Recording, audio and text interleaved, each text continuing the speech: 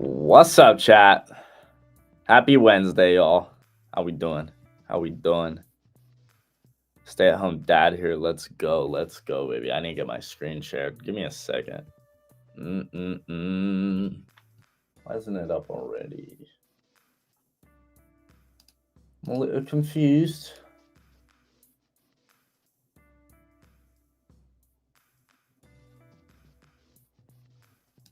There we go.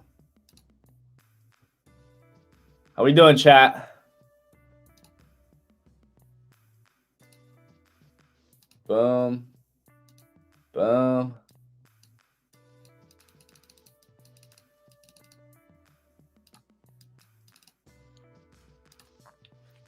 There we go. Schubert now. Bro, why is everybody so bearish? Huh? Why is everybody so bearish, man? Daily bullish order block. We're still holding 4-hour fair value. We have SMT here, actually. We have SMT here as well. Everybody's so bearish for what, though?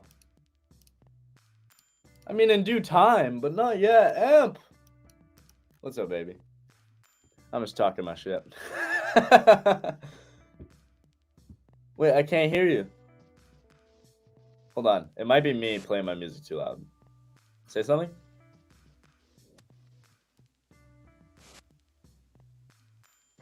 I cannot hear Emperador.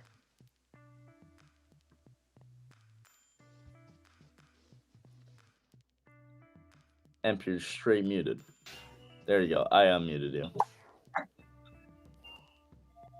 Maybe I had you muted on accident. I don't know.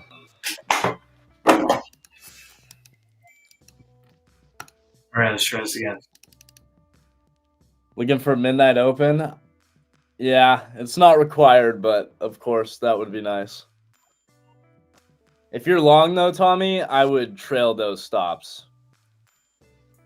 Because this structure is a little sketch. But earlier this morning, it was very hard for me. You guys heard me on Spaces. Right when market open, I said, I am not shorting this here because we're tapping back into that 4-hour fair value from yesterday. We're taking out these lows on ES, not taking them out on NQ. Even though structure was sloppy, daily bullish order block. You have this daily order block sitting right here. I just had too many reasons to be more bullish this morning. But now I'm getting like, I don't know. What happened to M? I don't think he could hear me. I think that was the issue. We got above an old inverse on the 4-hour. An old inverse.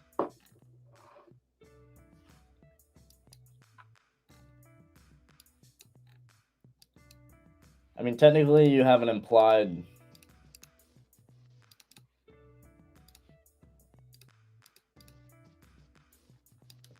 So it's kind of confusing, but Tommy, you'll understand this. You see how there's no fair value here? When you have these overlapping wicks like this, you can do equilibrium of each one, and that zone is what's called an implied fair value gap now. And it acts basically the same.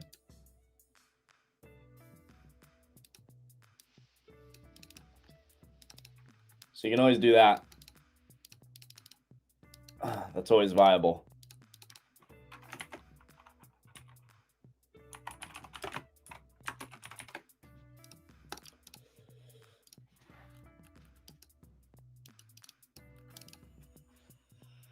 Draw that gap from November 5th across. November 5th. What time frame? 4 hour? 4 hour. November 5th. Where's November 5th? This one? You're talking about this old inverse? Yeah. That's there as well. It's just been used a lot, you know. It's been used a lot, but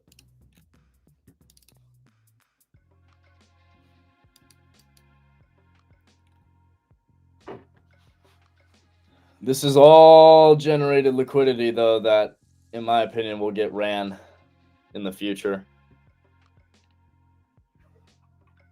This is all low resistance liquidity. All these relative equal lows, these relative equal lows, all that gets ran at some point, in my opinion. Doesn't have to happen today, but you know my thoughts on that, Tommy.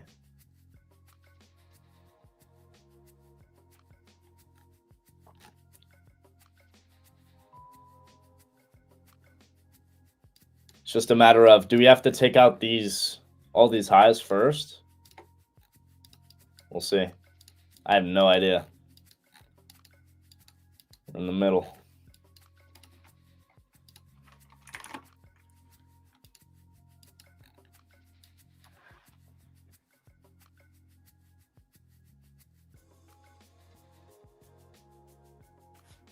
I don't know what happened to EMP, but I need to get the link for the stream sent out to some of the crew.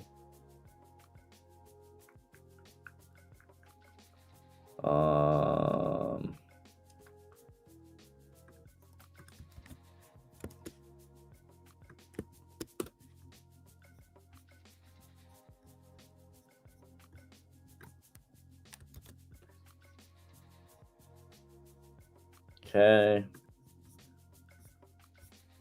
Let me send this out to a few more people real quick.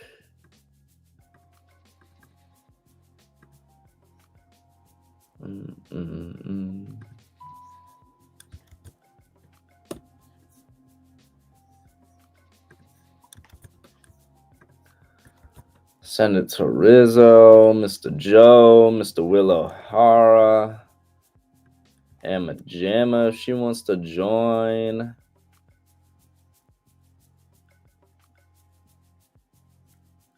Boom. All right. ES took those highs and NQ stuck in the gap. Did ES take those highs?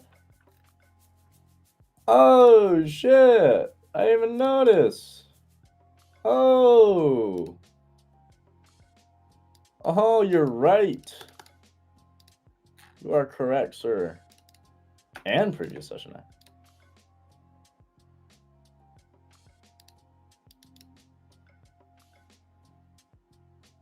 Market makers trying to keep me off stream? Bro, I know. Emp. Bro, figure it out. What's going on, Emp? You got to get on here. You were on here and I unmuted you and it was fine. But I don't think you could hear me. I think that was the issue. What's up, Eva? What is up, everybody? Oh, an interesting day. Yeah. I somehow took only green trades. I took the short. I Yeah. was like, what?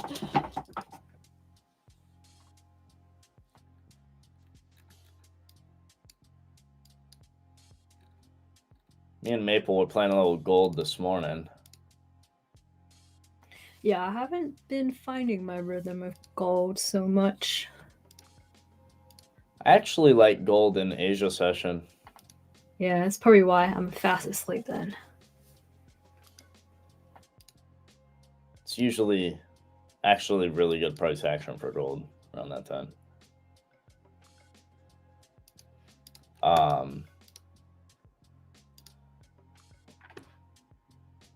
Well, Tommy, you know what this means. If we're taking out these highs, we're not at NQ, and we're going to respect this implied for value. That means this SMT's got to put us somewhere. It's got to take us somewhere. It's a weird one, though. It could just get invalidated if we don't respect this. That's my only issue with it, because these are such key highs that I would want to be targeting as a long trader here. There we go. Right. And look at the daily, too. Oh, yeah. So that's why I was pretty bullish this morning, Eva. On the daily, we had this daily order block here. And then on the 4 hour, we were tapping back into this 4 hour fair value gap that we already used yesterday. Initially, I said this yesterday. I said this low is going to become a draw for the market. This is going to be a magnet for the market. It was, but we didn't take it because ES decided to take that same low at that area. So I was like, okay, we don't need to take that on NQ, and we didn't, and we just went higher from there. But it was a choppy move higher. Wasn't sexy. Market makers tried to nerf me out of the stream. Dude, yeah, they tried to nerf you. What's going on?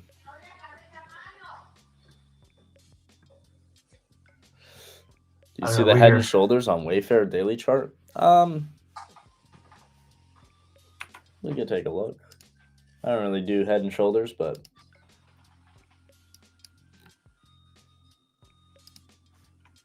I mean, I guess the way I look at this is I look at this and I'm quite bullish.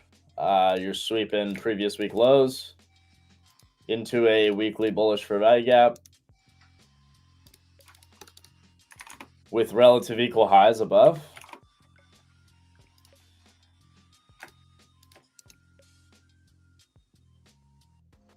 Hello, where are I? I can't be too bearish on Wayfair here, to be honest. This is sell side. There he is. So now I don't see a head and shoulders. I see us tapping into bullish order flow on the bigger time frame, sweeping liquidity to the left to potentially, we've been accumulating, we're manipulating to distribute to relative equal highs. You know, I see Rizzo. Is Rizzo here? I haven't seen Rizzo in a minute. What's up, Rizzo? I am here. What up, Jordy? What's goody, my man? You been long? Not anymore. Was. Yeah. We drop in the morning and then just grind to the highs every. They had that one nice like quick short here. This was nice off that 620 because I was getting out of a long here. You had 620s. Yeah, equal lows. We dumped it right back in the range. Yeah, my issue with longing here is, I mean, I like these highs, all these highs to get taken. That's all this smooth price action up here. Those highs are going to get taken at some point. But I'm also looking at the structure that we've made on the way up. All these relative equal lows. It's just a weird. It's just a weird day. It's tough to tell where we want to go from here.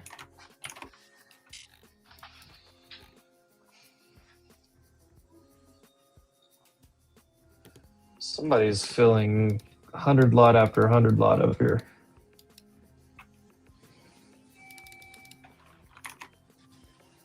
And they got more sitting there.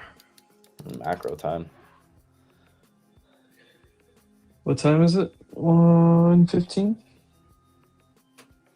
Mm-hmm.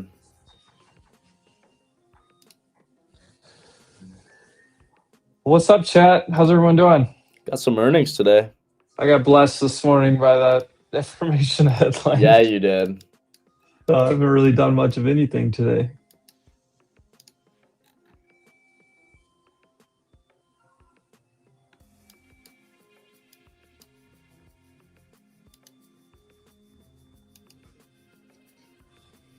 I traded a little gold long, a little short, then long.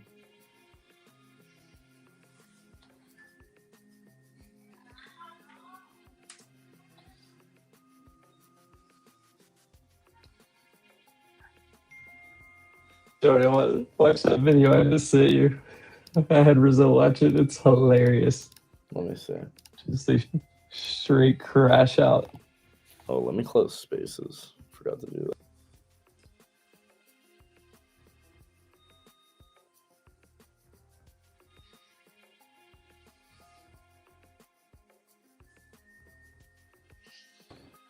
A reminder to everyone, Tradify, big announcement this morning, big updates. Daily payouts, no consistency rules.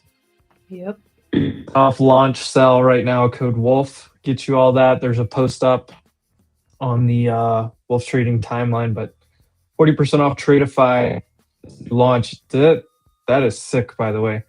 And then I don't know, you guys in the audience stuck around yesterday for the Vanquish deep dive. I'm gonna post that again if you missed it.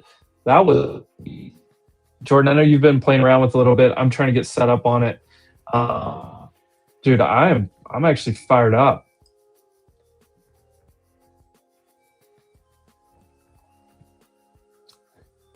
Yeah, I You're think I'm muted. going for a mixture of the flex accounts for higher pay, 5 days minimum trading. And For then which one? there's two. So they have the select account, which is daily payouts, and then they have the flex account. Both have no consistency rules, but the flex has a higher payout threshold. On Tradify? Mm-hmm. Oh, Eva, The blue you need to look pill. into Vanquish. Oh yeah. It's for options. Ooh, yes, I have heard of them. All right, I am back. Sometimes you get out of the shower, go show your post. That's so funny. So that's literally what happened. I was sitting on my toilet seat in a towel, checking on my phone, and I was like, "All right, we're at the level, you know." And I just shorted, and I was like, "Okay, I'll go put on some clothes, go downstairs, whatever, get ready." And 10 minutes later, I look, and I'm up like 100 something points. Like, what is going on? Yeah. I got blessed. Dude, I woke up and just instantly eyes at the screen, and I was like, oh, what are we doing? I'll be back. I need water. Come on, like, I'm gonna short some ES. there he is. Is my mic lagging, guys? Okay.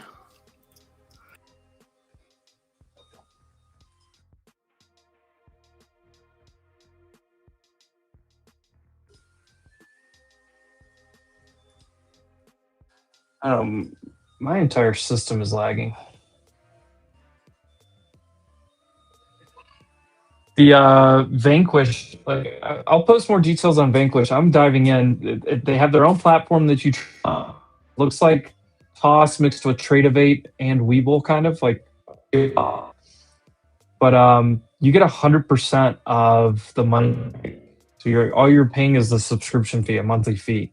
You're not paying, you pay the subscription and then an activation or whatever, and like keep 10 or 20%. You get all Drawdown's pretty tight. Max drawdown's 5%. 5% drawdown. It is options. They're day trades only. No swings yet. Equity's 3% drawdown. Oh, there goes the 200 lots filling again on NQ.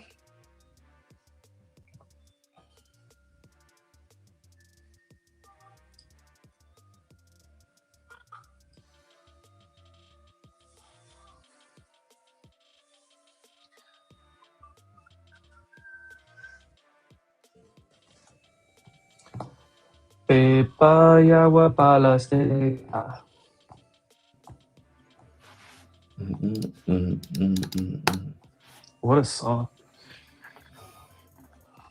Oh, let's go, Alan. Appreciate that.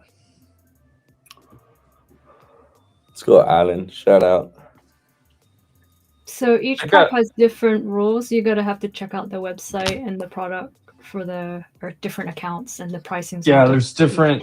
There's 3 categories, and then there's like 5 different sizes. But they are 50% off right now for 1 more week, I believe. I think until the 9th is what they told me yesterday. That guy Trevor was great on the stream yesterday. Everything they said about Vanquish, like I've traded a lot of prop firms, I've tried a lot of different ones out. There's, certain rules I don't care for, certain rules that I put up with, and there's certain that I think are favorable. They were in the favorable category on pretty much everything. Like I was actually surprised. I was like, okay, there's got to be one or two catches in here, and I don't know if you guys find them. Let me know. I couldn't find any.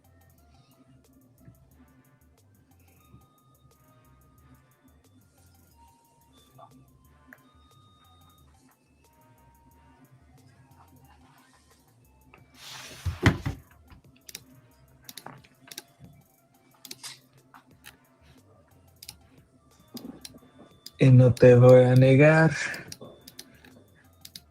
I'm just listening to music. Jordan, did you see the video I sent you? Oh, I need to look at that right now. Dude, it is it's funny. Oh gosh. Just a straight crash out.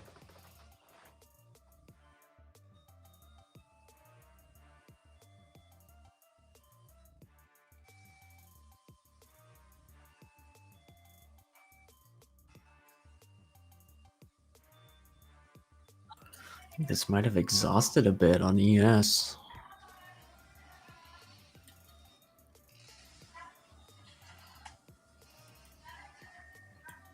The size on NQ is a little confusing. Yeah, I don't know what they're trying to do. I don't know why they'd make it this blatantly obvious. That they're either trying to support it or they're trying to hold it from going anywhere. I don't know. All the big names too. Like every time one of them like wants to break down, like volume comes in and saves it. Every time it's like starts to break out, volume comes in and sells it. They have this thing boxed in. Google, Apple just saved a new low of day and then volume came in. Amazon's trying to break down right now through VWAP.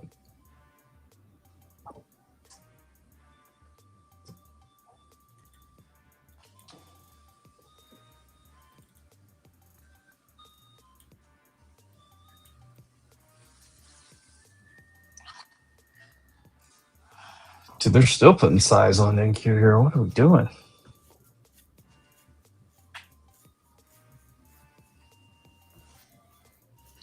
Question: MES diverged from ES just after closing. Should I have bought back in or switched to ES?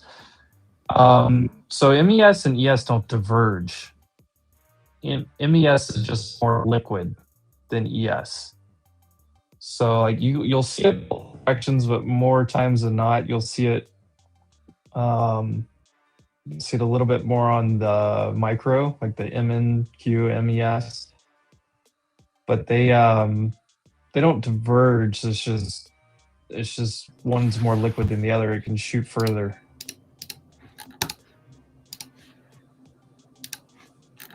Dude, there's another style like that. What are they doing?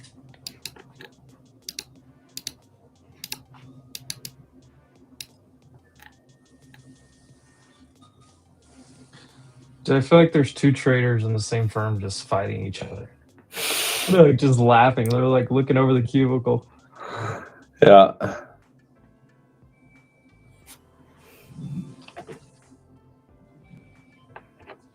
I mean, look, I chart and watch NQ, and I am NQ. But it's never tight enough that it's 5 to 7 points is going to make that big of a difference for me. Every once in a while it does happen. It's just part of it. But, I mean, how much are we talking, Jarrett?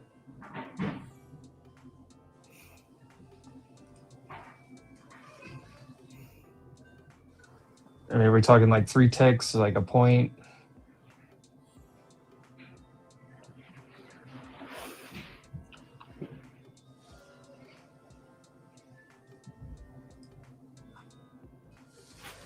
Yeah, to be honest, like that stuff's just gonna happen when you're trading the micros.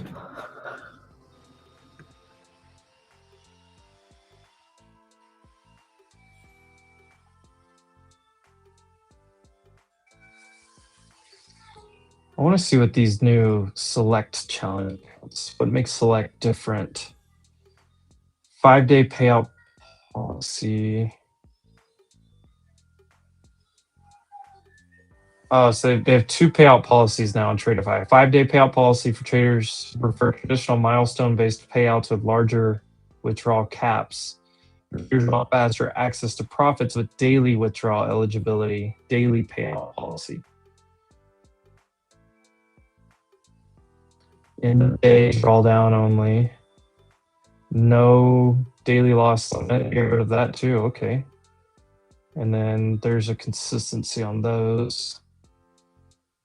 Select Flex, which has the 5-day. No consistency. Payout caps up to 50% of profit. Select daily payout. Smaller, more frequent buffer system. Best for traders who want consistent daily cash flow and structured risk management. Dude, that actually sounds pretty cool. You just like if you're a $200 to $500 like base hit type of person, just daily.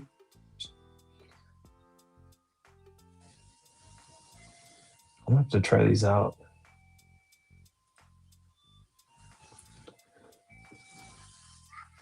Pero tú puedes estar para mí. Entiendo que me odian más. Oh, your computer was glitchy.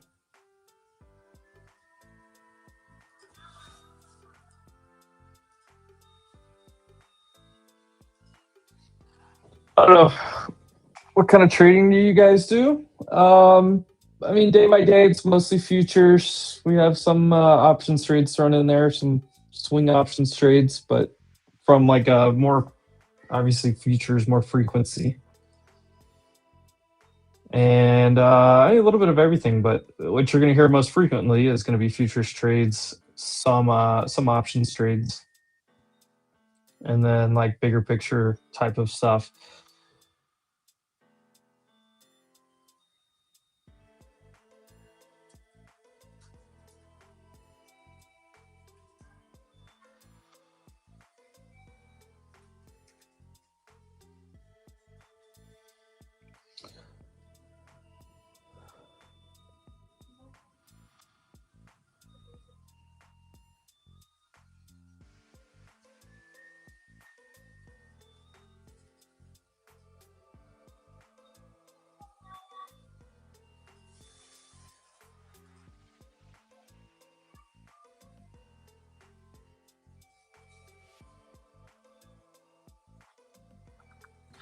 I trade Tilray all day. Oof.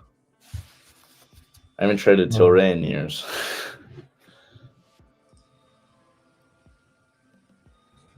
Boppy boppy. New highs. Gotta get it. Chappy chappy. Did it get midnight? Alright, I got stopped. What? I thought you were adding. Nah. I'm adding. I'm flipping long, though. I'll What? buy the breakout. I like you, but you're crazy.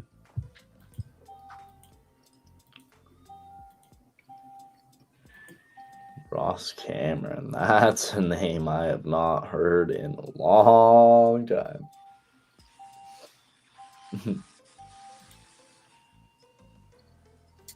I remember that guy. Oh yeah, I do too. I bought his book one time.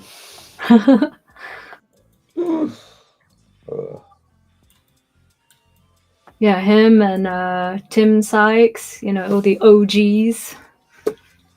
Stephen Ducks. Yeah, it's rough out here, Boris.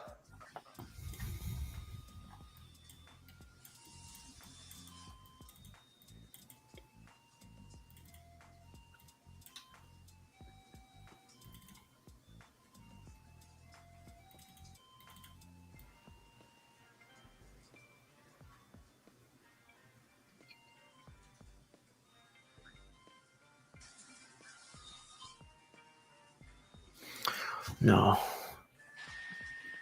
I don't like it. That's what I'm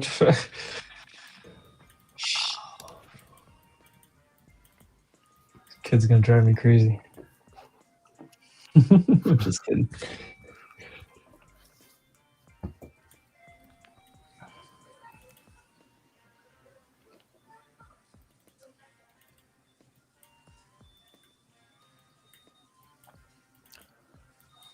Honest take on him, I'm just not a small cap trader, to be honest.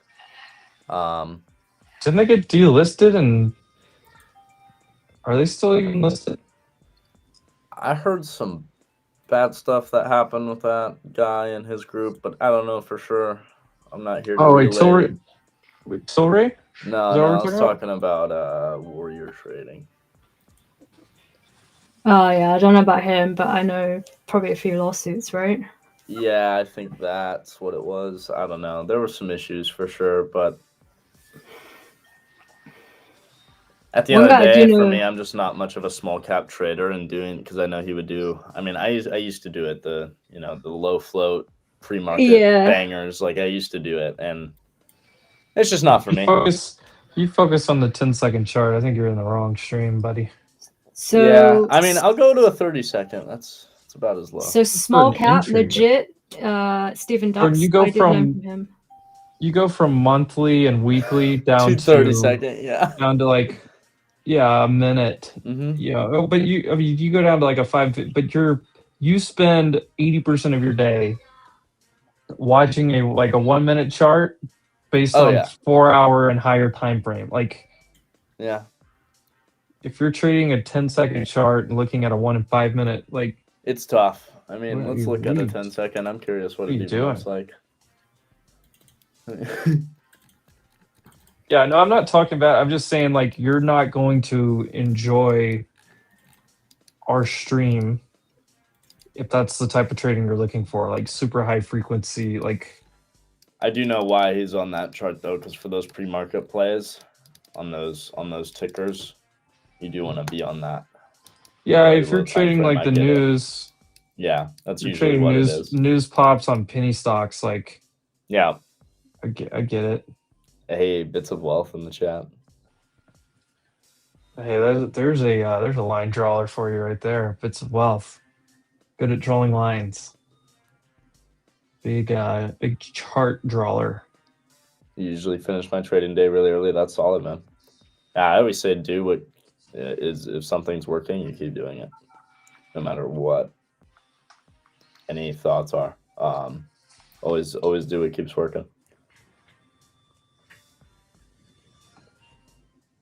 But yeah, we're mainly focused on the futures. Like I'm not hating on anybody else's style or anything else. I literally just make the comment of like you're checking out our stream and you're looking for high frequency 10-second charts in and out Yeah. type of stuff. Like one, it wouldn't even make sense to stream that because there's no way by the time the delay gets to people, even with YouTube, the delay is much less, and it would still by the time you saw it, like the trade's over. But I don't know many people that are consistently profitable trading like that. Like I could probably count them on one hand.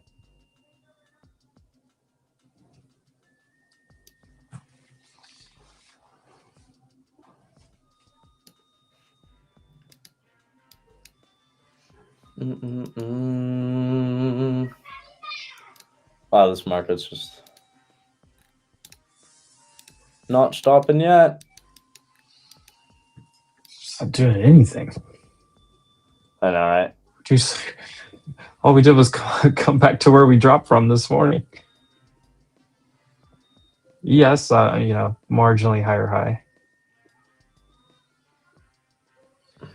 Thing is, it's like the slow grind up like this just makes me nervous that structure breaks.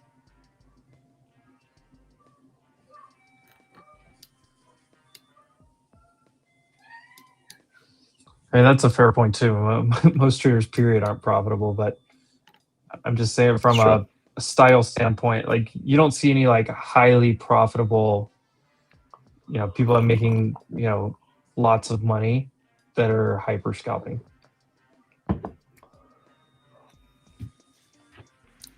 if hyperscalping I just was suck a at it, really honestly. I mean, well, no, but even think about this. If it was a very profitable, like high consistency thing to do, wouldn't big money institutions and Wall Street be doing it? They're not. It's true.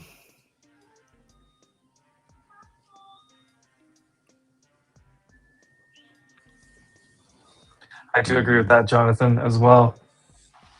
90%. I honestly, I've said this a lot.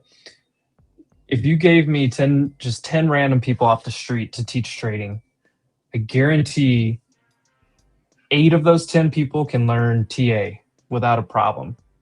At least 5 or 6 of them are going to be good at it, at TA, right? Like how to read a chart and stuff like that. But when it comes to like the discipline side of things, like and like really risk management's a separate conversation. Like you can even take that out. Just discipline, period. Being able to control yourself. Out of those 10 people, there's only about 2 to 3 people that are going to be able to control themselves. Maybe you throw in a third or fourth person that can set enough like backstop rules to stop themselves from getting in trouble. But I guarantee you 2 out of 10 people is about all you're going to see that can actually control their impulses, their emotions. That's where the mental and psychology spot like comes in so big.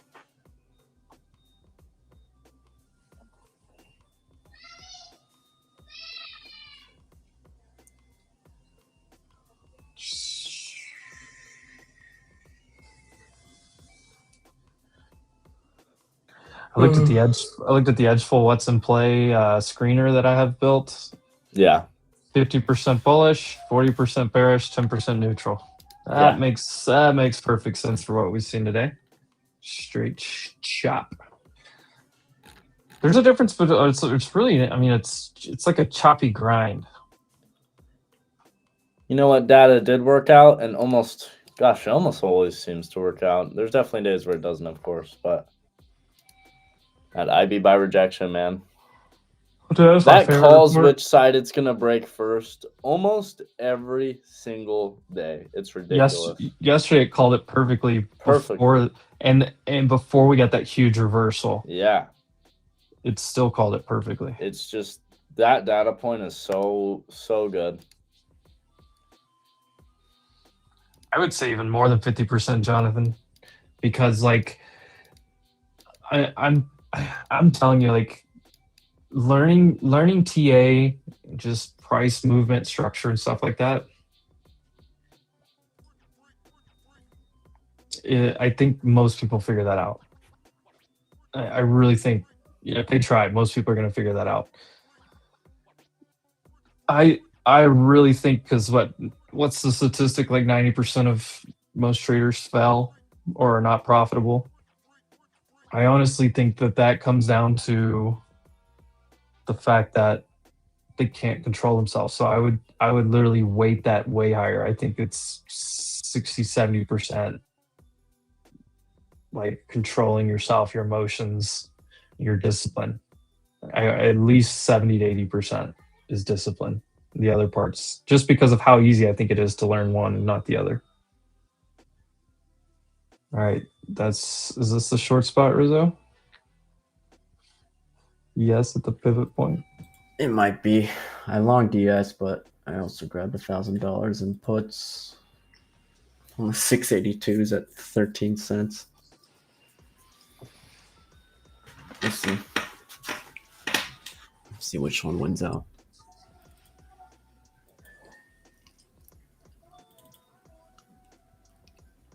Oh, Jarrett became a member. Shout out. Oh, let's go. The Wolf Pack. Let's go, baby. Are we gonna hit midnight open? Wow. No way.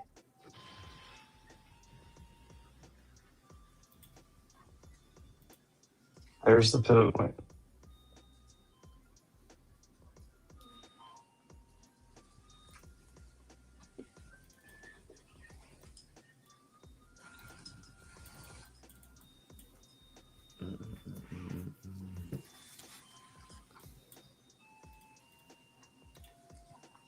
So what if this does just break out and squeeze today?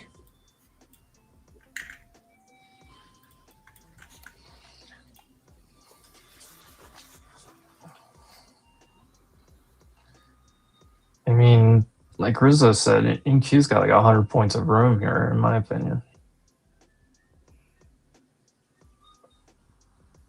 I would say 100 to 130, 125.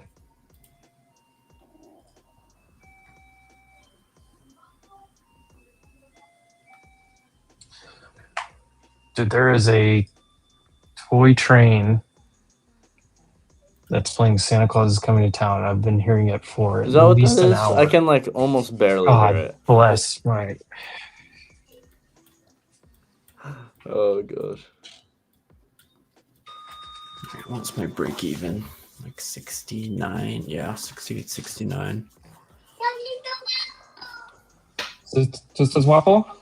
Okay. So you guys Dejaste are prendido to train. futures and contracts? Yeah, so every future like NQ is gonna have a tick value for each point or for each tick, right? Same with MNQ. MNQ is the micro version of NQ. It's going to be a tenth of what NQ is. We're generally trading micros. It depends, though. I know Rizzo trades bigger dogs.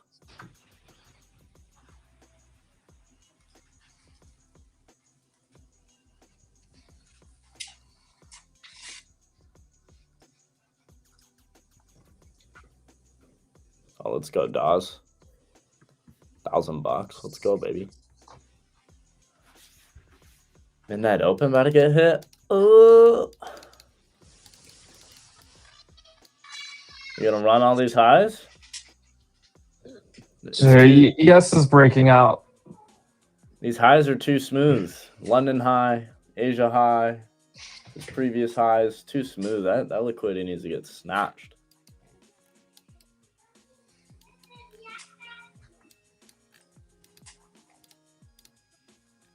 Snatched it on ES.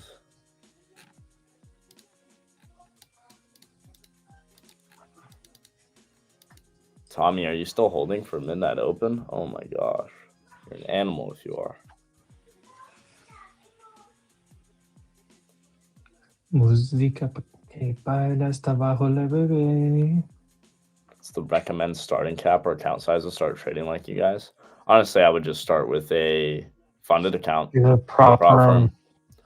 If you're learning futures, don't go blow your money. Yeah, don't go blow your own money. Start with a prop firm. Like Tradify is running a 40% off sell right now. I don't know if the other ones are still running sales or not, but Tradify is still running 40% off. I would go get a Tradify account, go really small, use micros, micro NQ, micro ES, so MNQ or MES. Trade 1 or 2 lots at a time.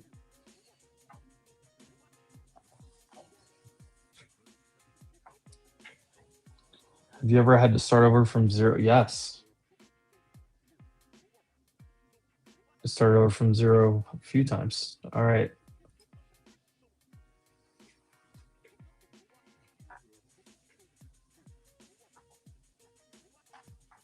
Micros, Grambo, 1 to 2 micros. That's what, honestly, that's what I would start with. 2, maybe 2 or 3, actually. 2 to 3. That way, as the trade goes in your favor, you can trim, leave a runner. Jordan's mogging hard. I need it to grow out for like a week now. We'll be all right, but it's a little short, you know. It's a little Just realized short. I need a haircut. I need a beard A little trim. short, but I'm not gonna have time to we'll get be it all right. done We'll before we go survive. to 1 week from today. I'll be on the way to see you. Yeah, I'll Well, be. in the same location. Yep. Oh, we meeting at Pizza City, motherfucker. Whoa, straight to Pizza City. You have I might not even drop off my suitcase. I might just go straight there. I might get an Uber from the airport straight to Pizza City with my suitcase. I'm gonna need a margarita ASAP. Yeah, and some Presidente, some medallas. Oh. Oof. Dude, Oh, did Jordan just rug himself on that? Jordan Whoa, what happened? Oh, got so excited he rugged himself. did I rug myself? What the fuck? How'd that happen? Guess I did. You have no idea how fired up I am for Pizza City Dude, 1 week Pizza from City. now. Dude, as much as I'm talking this up, you're gonna get there and be like, what the hell? What's Just one roll. big lesson you guys experienced since your trading journey, and what's one big piece of advice you can give an upcoming trader like me? The biggest thing I would try and drill in my past self's brain, like the biggest lesson overall, is even though I got into this game to make money and I'm showing up to make money every day, I need to fall in love with good habits as a trader and following my process, because it's the only thing that's going to get me to consistent money. If I'm just sitting here operating from a place of needing to make money all day, you'll be astonished at how easily you'll lose money if you need to make it that bad. And so the biggest thing for me was just actually focusing on a process that I could repeat every day and not randomly taking trades and randomly placing my risk, right? I think that, and just knowing when to stay out of the market, because most people I see that, even if they haven't been trading long, most people I see that do basic TA, like, they can understand where the market has been, wants to go potentially, and trade that. The problem is the days like this, right? The days that come like this where price action is tough to be able to read and actually manage positions in. These are the days that kill everybody, right? And you feel like you have to make money, and you're just constantly flipping back and forth, losing over and over until your account's blown. And so I think those are the two things for me. I don't know if anybody else wants to chime in on that, but yeah, over trading and just actually following a simple plan and falling in love with those good habits. Have you got anything to add? I completely missed the question. I heard you answering it, but I missed what the actual question was. Just like, I don't know, best piece of advice for a newer up and coming trader.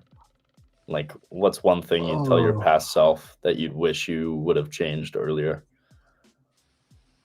That's where, like, you know, those two things for me were probably the biggest things. And now I've very much, I mean, felt like I've come to master the over trading side of things. So I think that was me. I wanted to be started until I realized that all the best traders I was meeting were sitting around doing nothing 80% of the time. So that was the thing I wish I would have learned a lot sooner, is there's recognize opportunities. So there's opportunity in the market. There's a lot of, kind of awareness. If the market just moved a ton, it's most likely going to either retrace or it's going to consolidate and rest. And that's sometimes is the hardest thing to figure out. Okay, do you play a retest, or do you just let the market cool back off and figure out what it wants to do next? So, like, I think learning that and figuring that part out, staying out of, bad trades, is just as important as finding the good trades. I think, like, you start learning trading, like, if you go like level by level, step by step, I think a lot of people get to the easy step of being able to find winning trades and staying out of bad trades. That is, like, probably one of the hardest things to figure out. So that's probably the next thing I would say. And then, like, I think another really big important thing is, if you this has potential to look above and fell right here, by the way. yeah, go to your ES chart, Jordan, and you'll see it.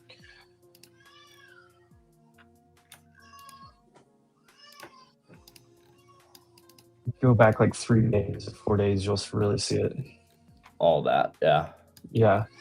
The other, like, really good piece of advice that I would say that that I went through the hard way was, like, as I was starting to figure out trading, I was trying to say, okay, I want to be a trader, so I want this to be my income. And I would, like, force things, and I was like trying to trade to make money all the time, and I put like too much pressure on myself trying to do it that way. I think a lot of people are into that same problem. Is like you try so hard to trade and make money, and you're like, well, if I can just make this much more, I'll hit a goal, or I can, if I make this much more, I'll get to that payout threshold, or whatever it is. And I think too many people you force trades by trying to do that and trying to do it fast. You don't have to do anything fast in trading. Yeah. Once you figure out to like put some brakes on yourself and on your expectations, you'll start falling in line. And just to elaborate further, to be honest, like I feel like people are always asking like, oh, what's that one thing that changed everything? What's that one thing? Or like, what's that one strategy, whatever it is. And to be honest, it's never one thing. Like trading is a combination of your win rate, your risk to reward. You know what I mean? It's a combination of knowing when to sit out, but also knowing when to press that gas pedal hard. You know what I mean? When you're seeing what you need. And there's just never one answer that's going to get you exactly to where you want to be. It's a combination of all these things together. That's what trading really is. You know what I mean? It's a combination of all these things. So just keep that in mind too. It's not like you can just fix your risk and then everything's okay. Okay, you fix your risk, you still got to have a strategy that actually freaking works. You know what I mean? Okay, you fix your strategy, you got your risk. Now do you know when to stay out of the market, right? It's a combination of all these things. You can't just fix one thing and expect your trading to be fixed, right? So that's another thing I would bring to everybody's attention, because I feel like, especially when I was a newer trader, I always felt like, oh, it's that one thing and then I'm good. And a lot of the time, no, it's a combination of everything you're doing, all the mistakes you're making throughout the days, right? You have to fix all of it. And that sounds maybe scary and like a long road for some people, but I mean, it is what it is. That's Patience trading. is everything, guys. Yeah. Patience. It's facts. What's up, Will? Good to see you. What's up, guys? Sorry, I was last couple of days got some sick you're kids good. in the household, so All goody. it's been a whirlwind. How was Thanksgiving? Everything good? It was good. I Enjoy. unfortunately had strep throat, so it was not that fun for me. I can tell you that. That's the worst. Gosh. Oh, brutal. But interesting markets this week. There's no doubt, as we got like a 4-day balance area going on, kind of at the top end of this range, is 6860 area, all the way down to 6800. So it's kind of a slow slide to the right, which big up move last week, and then now you got some consolidation going forward. Yeah. So I mean, most of these charts, some of them look good. I think there was that scare I saw on Microsoft this morning about cutting the I think the AI sales quotas, and I think it's recovered some of those losses. But yeah, we've recovered a decent amount. Where are we at from this move? Yeah, we hit halfway mark, so we've gotten halfway back, Tesla, big candle today, back over the downtrend line that I had drawn, which is broke out from yesterday at 430. Got a little bit of supply here to kind of chop through, but I mean, if that thing keeps pushing, that obviously looks like all-time highs could be in range. Take me there. Nvidia still looks, I'm sure you guys probably already talked about that, but that don't look so good. Just kind of more sideways action. It's just, yeah. There's just disparity everywhere. Yeah. It's not like falling off a cliff, but it's obviously not. It's just nowhere. Yeah. Yeah. Meta's been decent. Obviously, bigger time frame. That's been a nice buy. Yep. And people have been liking that. Small caps, nice recovery today. I mean, still kind of in this balance range of the last 4 days as well. But banks look, financials have perked up. Big, nice candle today, but back above the moving averages. I mean, I'd say for now, the tone's obviously going to be a little bit more bullish. Gold not having a good day. Yeah, it's what's interesting. I was actually, I don't know if you guys talked about rates at all, but we did see obviously the Japanese 10-year. They're talking about obviously putting in a rate hike, and that obviously put the 10-year I think to close to 190 or 187 in the Japanese market. So I think that's influencing the U.S. rates a little bit, and we've seen a little bit of sell off in bonds. the last few days. Yeah. But on the flip side, you had the ADP jobs number this morning that was obviously negative. So that probably solidifies the rate cut even further for December and probably maybe puts a lid on yields going higher for the moment.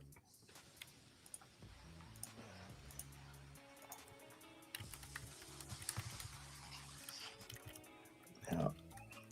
IWM and Dow are still really strong right now. Trump making an announcement at 2:30 p.m. Eastern. That's it's in 30 minutes. Taco coming up. Watch 4-hour out! candle Watch open. out for this doesn't look above. If this doesn't hold right here, New 4-hour candle about to open. if SPX drops here, this thing just it's a look above and fell. A small Yeah. one, but I shorted Where some could NQ 4-hour candle. 630s risking 6. Yeah, I mean, you got these on the daily for the for ES at least. You got these like daily high points like right here, right? It's like 68.60 that we've been just banging our head on the daily chart. Last 4 candles. so this is right there is the back test. It's got to hold there. Go to your SPX 50. Actually, it can go like 2 points lower, but close enough. Yeah, I had put on Monday in that little flush down we had. I'd put on some iron condors on Monday morning for the week, just weekly, and those have come in nicely on a little bit of that volatility we had. Jordan, Yeah. So much. Yeah. I can't wait, baby. Pizza City. Yeah. Let's go. We gonna be there, chat. it's just like it's a That's 24 right where I was hour. sitting right there. Me and Cade, we were chilling right there. I have I sat right here. I sat sat over up there? here. Yeah. I sat right here with Sam and Kay one night. I went here like 4 times in like 2 weeks. Emp was living at Pizza City. Oh shit. Dude, they all started buying me free drinks and stuff. I know. They gave me the aux too. I was jamming in that thing. That's All right, back to you. I'm just excited. We're a week away. We are a week away. The other thing is every time I go on a trip, we usually make all-time highs. So I don't know if like next Tuesday, Wednesday, we need to buy some calls, but oh yeah. I last got 3 years I've had a pretty dude. good What do I even Dude, need to bring? dude, tomorrow I'm flying to Arkansas tomorrow, flying back Sunday, and then turning around leaving on Wednesday to go to Puerto Rico. I need to figure out what I need to bring. Dude, you just some clothes.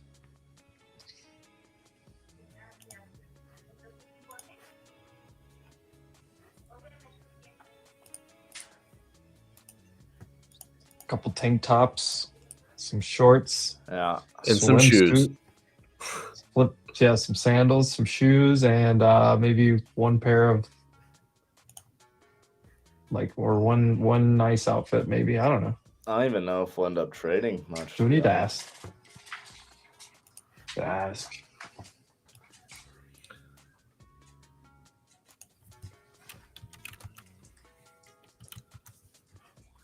I just wonder if we're not going to get a bunch of movement between here and next week with the Fed meeting. You know, just kind of some choppy back and forth after last week's move.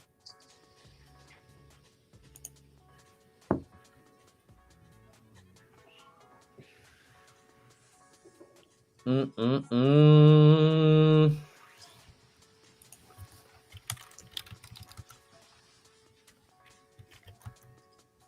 did you play that gap fill last night, Emp?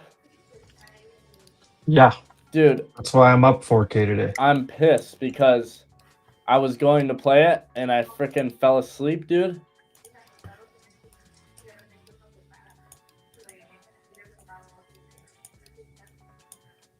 Where was it? Here it was. Bro, we had this gap. We pumped it right here. This is it. I'm sure you probably saw it. And we're like, oh, Jordy, here we go. Oh, I almost text you. This was it. This is all I needed right here. Bang. all the way to here. I would have only taken it here, but it took all these lows out too. I started shorting like I think my average ended up being like 620 or something like that. And I was just like, give me 610, give me 600. And then once it started bouncing off of 580, I just covered the rest at 590. So I got, I had like a nice trade on that one. I had that Yeah, on that like pissed 3 me off. accounts. And then I I was had the mad I one didn't trade get this that. morning. I haven't even taken a RTH trade today. I traded gold with Maple.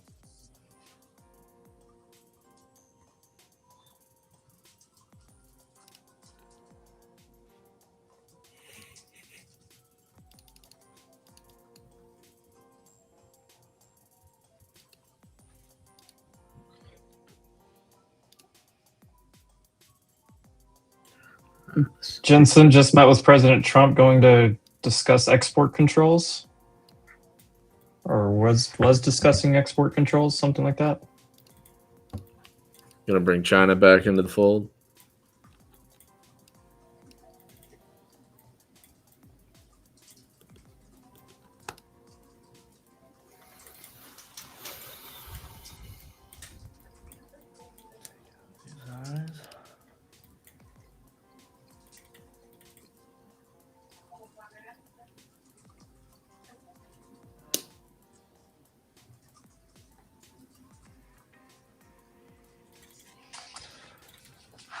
Your 4-hour candle's open.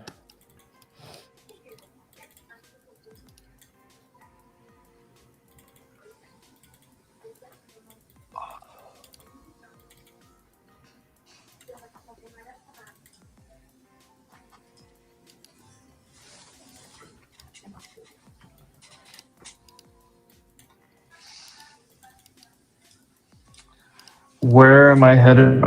To my hometown. Flying into Little Rock. If you're from Arkansas, are you from Arkansas, Greasy? Or are you in Arkansas?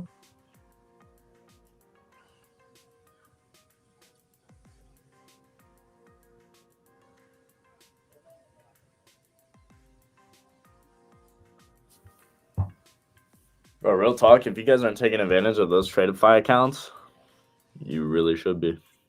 That was a huge Wolf. update, man. That is huge. Like it's that up to Brett. they are the best accounts in the game right now. There's no denying it.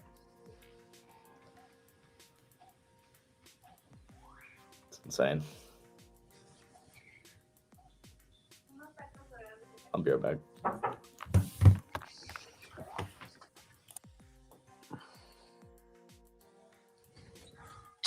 Jonesboro.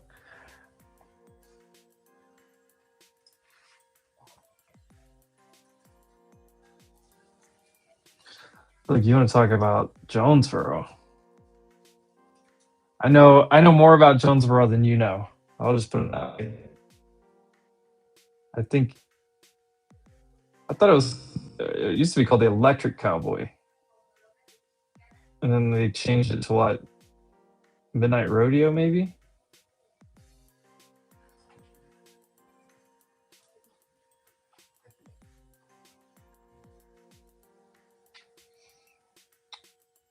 Yeah. Well, I will not be seeing it at the Midnight Cowboy. It's a little too far. I'm not going to be there enough time to go anywhere other than my hometown.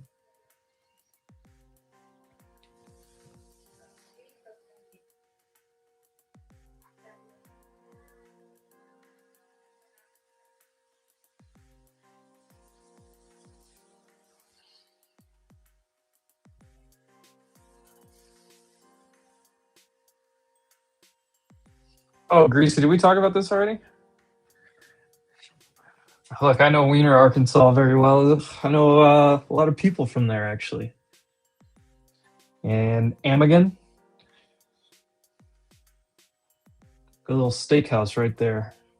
A lot of duck hunters in that area. What's good with Tradify, right? So Tradify had an update you can go check it out on their website. But so Tradify,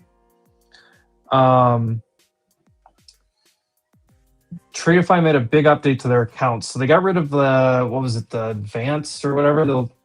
They got rid of that, and they came out with these like 2 new versions of the account. But there's one that's like daily payouts, and there's another one that's like higher caps. And they got rid of consistency rules for those accounts as well. So more options for traders. And they're doing 40% off with code WOLF. You live in Jonesboro? No, you don't. You spelled it wrong. It's a different Jonesboro. Midnight Rodeo. It used to be called Electric Cowboy when I was up there, Greasy. They used to have 25-cent drafts on Sundays. Talk about dangerous.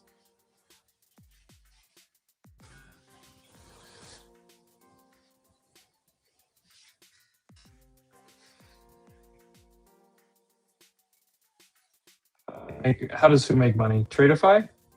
Alex? Southeast Missouri? Bro. You know what's crazy is Jonesboro is a dry county. There's a lot of dry county. So you could drive to Missouri. Liquor stores open on Christmas. You can just anytime. Tradify, how does Tradify make money? So prop firms as a whole, they make money. They have eval fees, right? And all that stuff. So they make revenue from doing that. And then if you're good enough, they put you in a live account and you're trading real money. And once you're trading real money, they're just taking a percentage of that. I think they do 10%. Can't remember if it's 10 or 20. I think it's 10. So either side, as people are trying to prove themselves and show that they can be a trader, obviously they're making revenue from that. Kind of like a farm system. I think about it as like the single A, double A in baseball. Working your way up to the big leagues. All of those farm teams in baseball, but pretty much lose money, right? But then the major league team, and they can also do that. I don't want to speak out of line for anything, but there's the possibility that a prop firm can also monitor the traders that are doing well, copy trade them, right? They can also collect data. Hey, of our top 30 traders, 25 of them are going long right now, or 20 of them are short right now. Yeah, and they've got some pretty good data and analytics they can also use, right? What made me move to Mexico? My wife's from here. I mean, I would have moved probably somewhere at some point anyway. I've just always liked traveling around, living in other places, but I like the lifestyle a little bit better. I'm definitely gonna end up somewhere else. Puerto Rico's sick, dude. That one's good. I loved Costa Rica when I was down there. Mexico's good. I've heard good things about Colombia. I wouldn't mind Europe as well. Yeah, I want to go South Spain. I love South Spain. That's where all of Eva's friends go on I'd love to go to Sweden. Yep, Europe here in the summer for sure. It's take me to Turkey. Like what, a couple hour flight from Eva's house to South Spain, Granada, Malaga.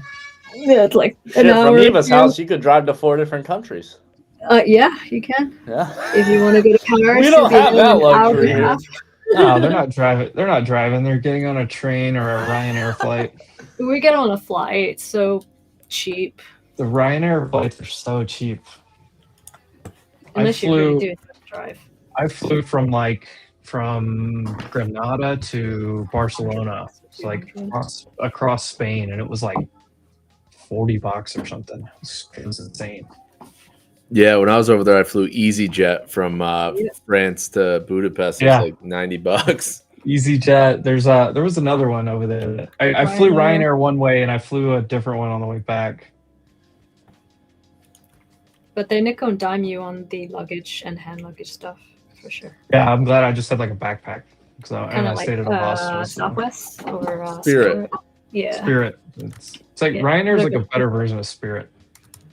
Yeah. I prefer EasyJet in my personal experience over Ryan.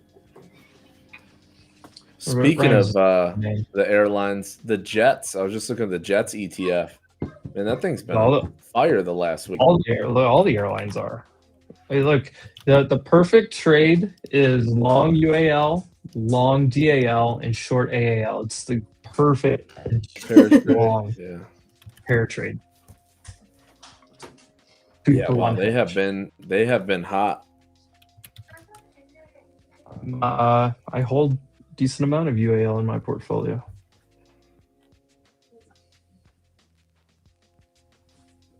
Just looking, Robinhood's back testing right at the 50-day, and then there's after it broke trend here in early November, we're getting close to testing that if we break above 132 area in the back of the trend line. Be interesting to see how that reacts there.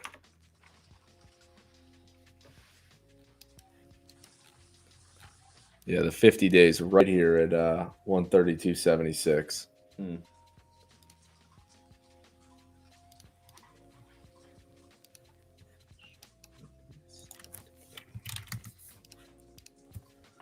Just kind of scanning through some of the tech. AMD, that one kind of didn't fill that gap all the way down there at 185. I'm still short. It came back to entry, but I'm still in it. That one looks kind of sick.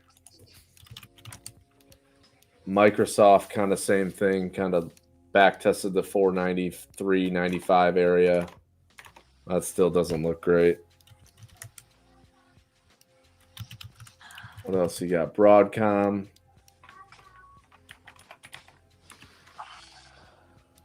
On the daily. I mean, pulled back off that ripper last week. There's some charts I like. There's some charts that I hate. It's just kind of malaise. You know what I mean? Hate the indices. I hate where the indices are sitting right now. It's just like I just don't want to do much. I can trade the futures back and forth, but the indices and like bigger swing trades, I'm just not a fan of right now.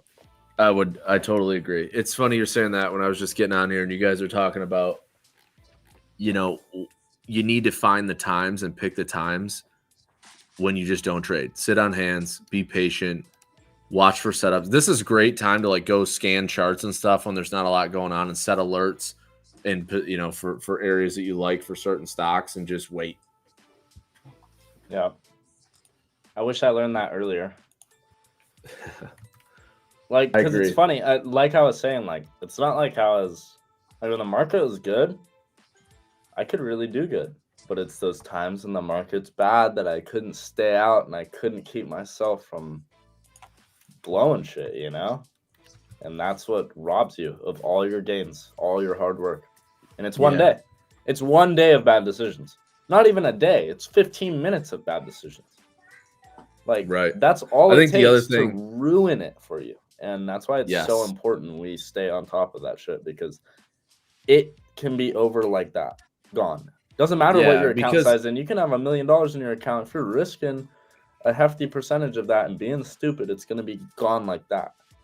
I always, if you look at least for me, I trade a lot of options, obviously, but I try to stay. I never use more than 50% of my available buying power. Yeah. That's my rule. What? That would be in a account. If you're using more, obviously, if you're in a small account, but still, if you're going to do that, you need to have cash on the side and you need to have cushion. Yeah, it's definitely. If I'm yellowing a $1,000 account, of course I'm going to be putting in probably over 50%. But shit, usually, you want to keep it really low. Yeah, keep it low, and keep the size accordingly. I mean, we said this so many times, but size is truly everything in this game. I mean, I have seen over the time I've been trading for the past 15 years, the people that blow up, it's always size. It's always too big. They always press when they're wrong, and they get into positions that when they cut it, it's always at the worst time. It's always usually at the bottom or the top, whatever it is. And you let the emotions take control, and that's when you blow accounts up right there. Yeah. There'll always be another day. There's always another market. Keep the size small and trade accordingly.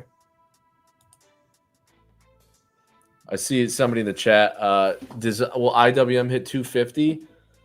I mean, we're pretty close. I mean, we're what are we, $1 away? Are they going to hit it today? Probably not, but I mean, the likelihood. Quit talking about me, Will. I thought you were supposed to, so if you just go margin, then you can use all your buying power, and it looks like you only used half of it. Right? Is that a good idea, Will? What do you think? Are you? So you're saying if you're on a cash account, you're saying?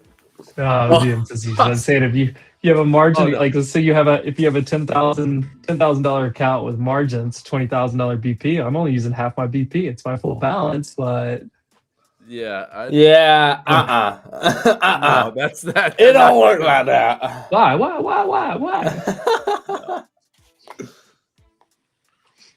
It's a funny story. It also really matters what you're trading too, because if you're Yes. trading highly volatile things like 0 DTE, weekly options versus if you're going out quarterly, if you have time, if the market takes a big dump and your position's going to go down 80% versus if you have time and it goes down 20 or 30%, it's a much, much different management system.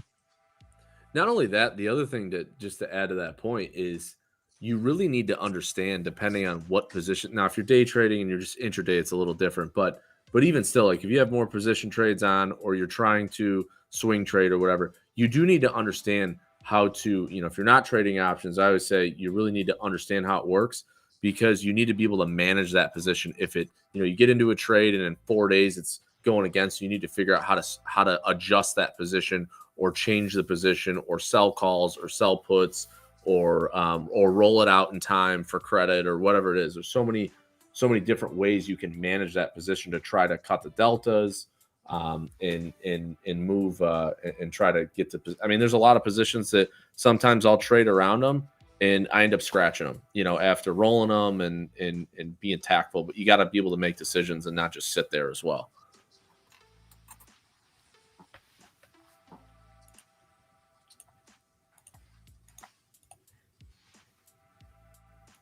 I've been listening to reggaeton for the last hour and a half, just getting in the mood.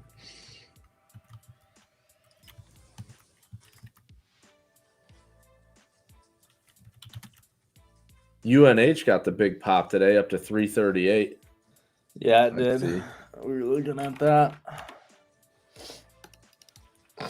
I'm short the 300 puts, right against that level. So I'm sitting in them that are expire in 2 weeks. I put them on probably 2 weeks ago or a week and a half ago. They're up. I just keep rolling them up. I started at the 275s and I've rolled them up to the 300s. Just collecting some credit.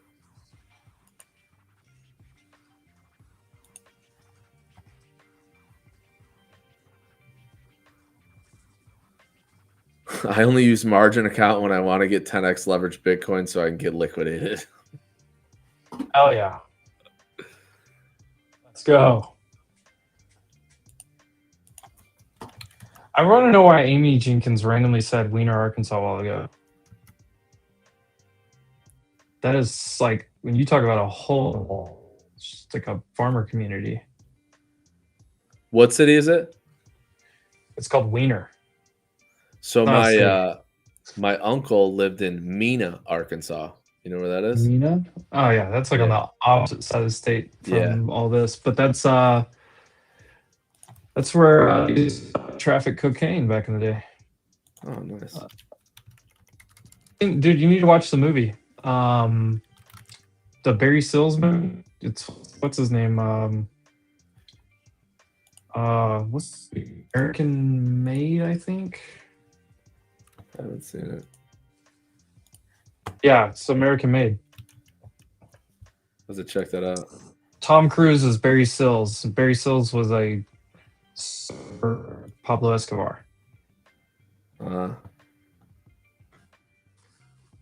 They used to like fly in. They'd fly in over the Gulf and really low under the radar in Louisiana and drop the merchandise into the swamps, and then they'd fly up to Arkansas and land in Mina. wow. He originally started in Mina. Yeah, it's great. It's actually a really crazy story. True story. CIA sold guns to the Contras in Nicaragua. It's a crazy story. Based on a true story, put it that way. It is interesting, like how many of those crazy stories are out there that you never hear about, and I'm sure there's some That never got told. crazy, Yeah, that never got told. You know, what's everybody else trading in the chat? Anything that's we can look at? I'm kind of just, I don't know. I'm not interested in much No, of anything. I'm kind of with you there. I kind of scalped around some futures the last couple days, and I've made really good money this week, which is like I just keep catching the one big drop that happens and it just grinds its way right back up to the same spot. yep. After you do it 4 times, you don't really want to do it again. You're like, okay, it really isn't going to repeat again. Yeah, right. Yeah, Caterpillar does look good. I mean, that's one that I think we talked about that maybe a week ago or something. It's a high and tight breakout retest right now. Yep. Yeah, we can get above the 596 and keep going. That's that'd be good there. I think the other was that one's kind of been a little bit more choppy, but John Deere was kind of a little bit more of a rounded. It's kind of going sideways. Did break out and then kind of failed. I don't know if there was news, but it had earnings. That's what it was. That one's kind of, what was the other one? Amgen. Yeah, Amgen looks good today too. That's also another one that should probably break here. Keep your eye on that one above kind of today's highs. But that's going to the right above the moving averages. We had a pullback kind of right to the 8 period on the daily, and nice candle today in Amgen. So that's one to keep on your radar for breakout. Healthcare in general, the XLV just looks good from a charting perspective. Pullbacks in XLV probably buyable above the 150 area. And biotech XBI, that's another one putting in a big candle today. Biotech's been up and to the right for the last 5 months.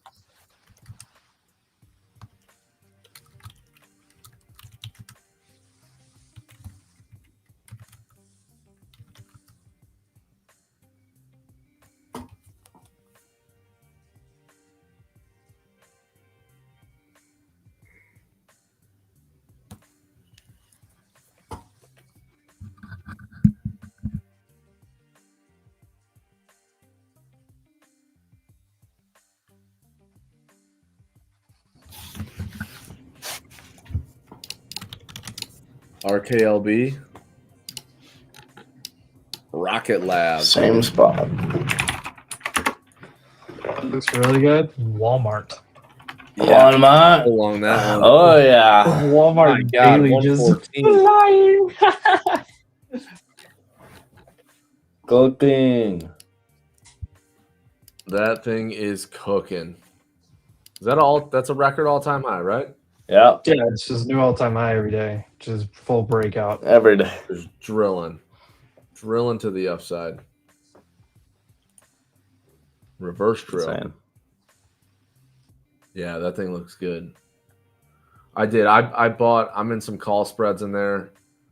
I might roll these up actually. I had the 105 115s in January. So, and I had sold 100 puts. So I might roll those. I'm probably going to roll those higher because those are deep in the money now. But that is a good looking chart still.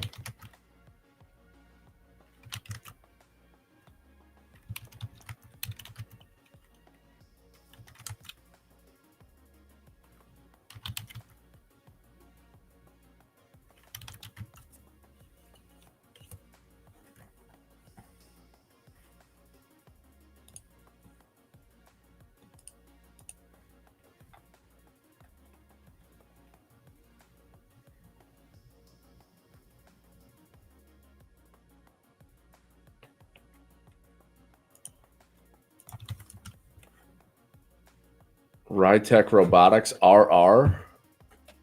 Yeah, that one's come off It's midnight open right here. come off the base down there. $3-4 stock though.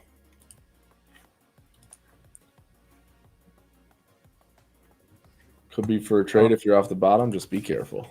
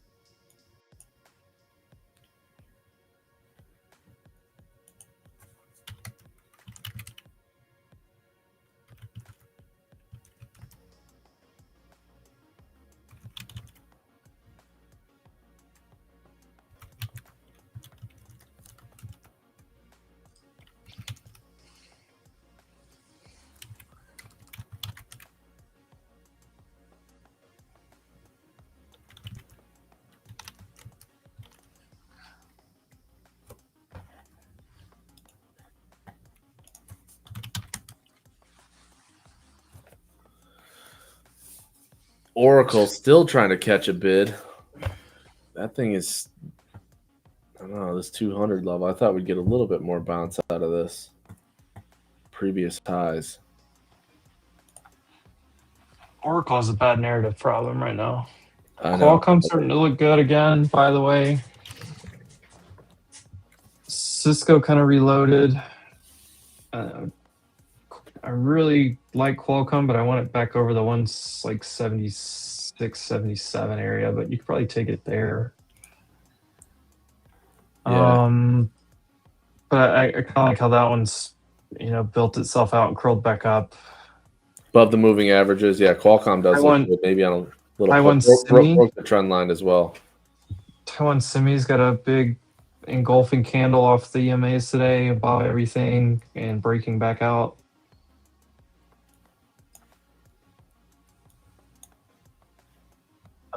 What was the other?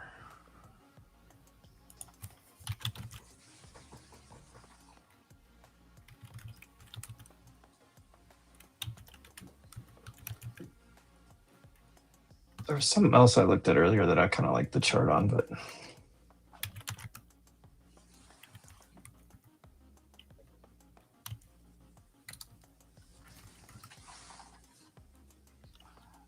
Apple top design executive leaving for Meta. Ooh. Oh, yikes.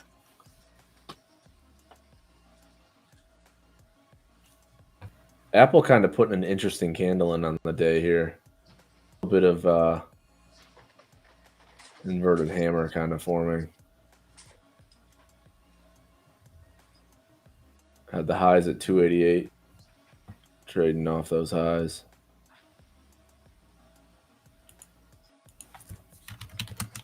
What about Google? Google's still, and that thing's been rocketing too. Sideways after the big move up, but still. I know. I wanted to short it, but I'm not going to short something it's too frothy to short. Yeah.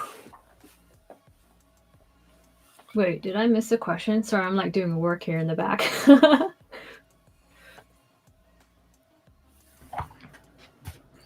No, it's like I want to stick to the shorts on stuff that's under that the charts don't look good and the moving averages are above the price. I think we're getting a bit rounded toppy here. I don't know, it's just stuck.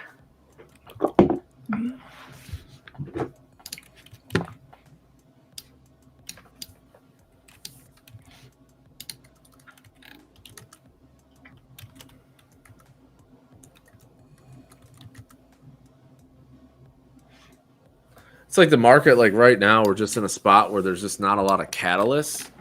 I mean, you basically at this point you got the rate cuts that are priced in, roughly 90% next week. So that happens. I mean, you may have a little bit of volatility on what Powell says, but obviously he's going to be out after this. So that doesn't, it's just going to be his last press conference. Trump's supposed to be speaking now, but as you know, he's fashionably late. Of course. Mm-hmm. But don't forget to hit the like and subscribe button, guys. Yep. But you guys liking the Vision stream? bell. Chill I day, think but we're still you know hanging what it's out. time for? What's that? 1:30. It's time for Yeah. something special. Is it time to huddle my beer? We can do that. I was thinking maybe more of this kind of action. Somebody say beer? I mean, can you huddle my beer? I'm gonna be drinking beer on a plane tomorrow. Oh, I like that. Yeah. Speaking of which, if you guys are around tomorrow early morning in the 7 a.m. Eastern, I'm going to be doing an EU show Let's to kick go. off things. Let's go. Yeah. Let's go. On Wolf Got a couple Financial. Yes, I'm Wolf Financial, guys. Shout out to that. Boom. Let's hit him with the wolf pack. Yeah. So we got a couple of guests coming on so far. Stonk Meadow, DB_Think. I got Trader Alex whoa, as whoa. well. And Let's yeah. go. 10 memberships. Oh, Don't use 10 the chat. Whoa! Go! Membership Stock day. Charts Daily. I don't even have this pulled up because I've got music playing over here. Where are we at? All right. Where are we at? Enjoy the memberships, everybody. Let's go. Let's go. Shout out to Big Will. Stop using the chat for that. That's some premium in my Walmart call spread, so enjoy those.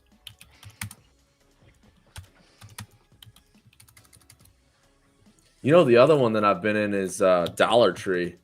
That thing's been Oh, yes. fire. I got in We around looked at chart so many 99. times, and then the earnings are really good. You know what? Yeah. Retail has been generally. Look at ANF, look at American Oh, Eagle. yes. It's been a trend. VF Corp. DEC was making a nice move. Gap has Yeah. a good chart. Yep. Look at DEC. Decker Outdoors. That thing is absolutely curled and made its way back. It's coming into some overhead stuff, but it's probably going to 100. It's in a full-on gap fill at this point. Yeah, right around that 100, maybe 101, you're going to run into some traffic. But My favorite shoes on. That looks good. What else do we look at? There was a bunch of other retail names that I was going through. I mean, On Semi is another one. ON, that's got a nice little candle today on the daily, on the weekly, really. I mean, you're right at this resistance, but we break above 56. I mean, you could run back up to that previous area, which is like 63. And you get a nice big bullish candle today. On Semiconductor, ON. If you're aggressive, I mean, you may be able to sell if you want to go out a couple weeks. You could probably sell puts below like 47, that 47 level, in or some put spreads and On Semi. There's some premium out there, maybe into January.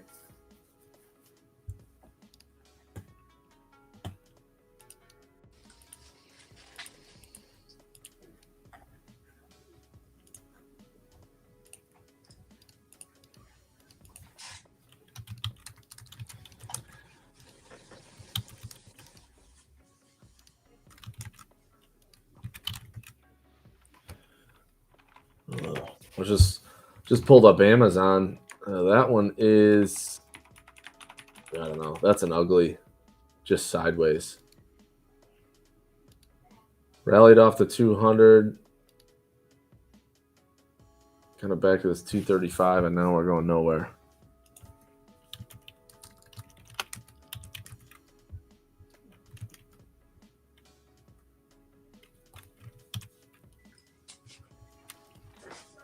Dude, ES has gone back and forth. Like 2 points, 3 points. Yeah, this is rough. I think you just got a lot of, like you were saying, like there's just a lot of charts that are, you know, you got Apple obviously trading a little lower on some of that headline news there off the highs. You got just They're a mixed bag. They're just disagreeing everywhere. Yeah. Just You got go. divergence across the board. I track the top 10 QQQ weighted stocks, and if you go through that list of 10, so it's your Mag 7, and then it's Netflix, Costco, and Broadcom. If you just track those 10 and go look at where they're at, they are all over the map. Some are at all-time highs, some are below a 200-day, some are right in the middle. They're just all in not It's all synced up chopped at all. Yeah, yes, correct. And that's the thing, to your point, when the market when you get the top 10 or the heaviest weighted stuff that's not in sync, this is when you get these type of ping pong markets that's just kind of, you trade a little range that you're in, you get range bound and you kind of get stuck. I mean, even Netflix, I was just pulling that up. I mean, Netflix broke to, new lows again this morning. And I mean, we recovered some of those lows, but you're right. And you kind of go through them all and say, they're all kind of divergent. They all got different looking charts. And, if you don't have all of them going up and to the right at the same time, it just creates a little bit of creates a range bound market and a little bit of choppiness.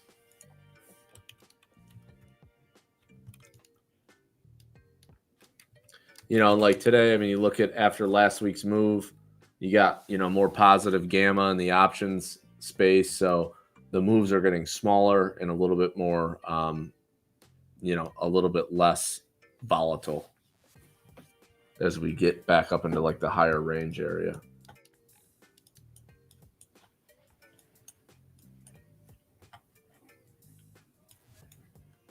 Based on the SPX on the daily, if we stay above the 6,800 area, and we kind of chop in this range and we just kind of go sideways, as long as we stay above 6,800, probably path of least resistance should be back to the all-time highs. But, we lose 6,800 and test these moving averages. I still like to see us hit that 6770 area. Just kind of fill that up, clean that up a little bit. Another thing that I don't do is take swing trades when we're extended and haven't touched even a short-term moving average in 5-6 days. I don't ever take swing long trades if we haven't touched a date like the daily 9, for example. We haven't touched it in over a week on the S&P. We haven't touched it. Yeah, same on NASDAQ. Robinhood's got a headline I just heard. I didn't hear what it was, but they got a headline.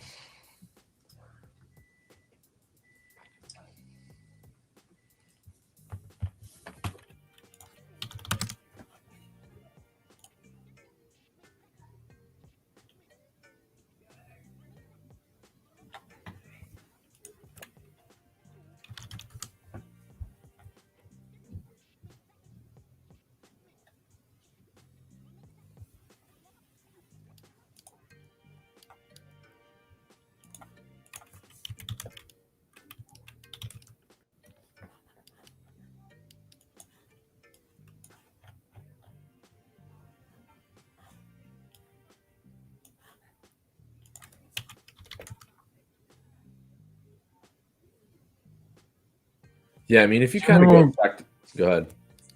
So you remember when we were getting 50, 60.1 minute candles? Right now we can't even get a 10-minute, a 5-minute 10-point candle. This is stupid. Yeah, I mean, you look at all the indexes and I was just kind of scrolling through them. You start with XLK, you look at technology on the daily, obviously we had highs. We went all the way down into the 285 area on XLK. And now we're just I would say dead smack back in the middle of that high to low range there. Financials, kind of the same thing. I mean, you've rallied up off those lows over the 200 and, healthcare, obviously an uptrend, but staples, that's another one that's kind of middle of no man's land, just going sideways.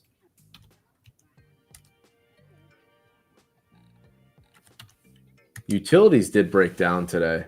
XLU. We had a little nice move off the trend line, and then it just snapped it in the last couple days. Could be due to rates. We had a nice trend line from April through August that we had a nice little rally off of, a few bucks, and then broke back lower.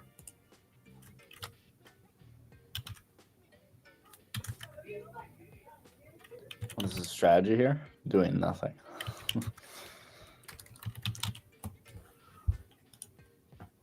Yeah, I don't know if you guys talked about Bitcoin at all, but we did have kind of that big flush down. What was it, Monday night, Tuesday? And then you could almost, I mean, we didn't quite double bottom, but you could say higher low here maybe in the shorter time frame against like that 84 level. And then you had a big up day yesterday, and then, you know, now today. Yeah, we're starting to move sideways a bit. Yeah, still obviously in a downtrend. It could get sold, but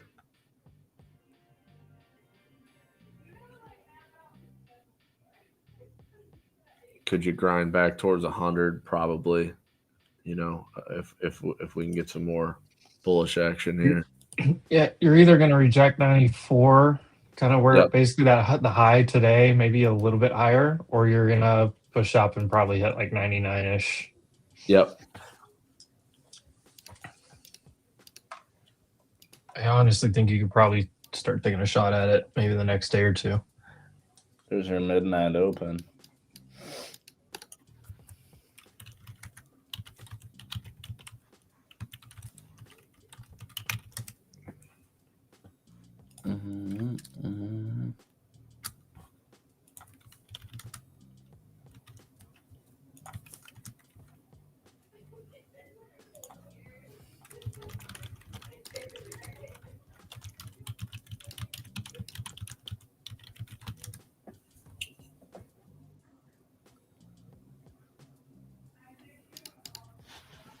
I'll be back.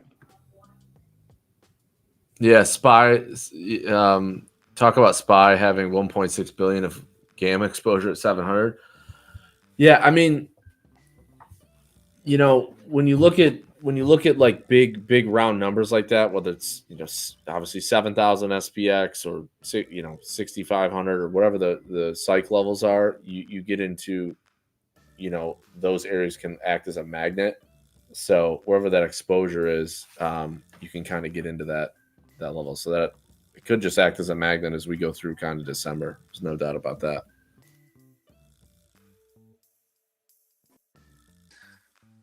Magnet's exactly how I describe a lot of those things.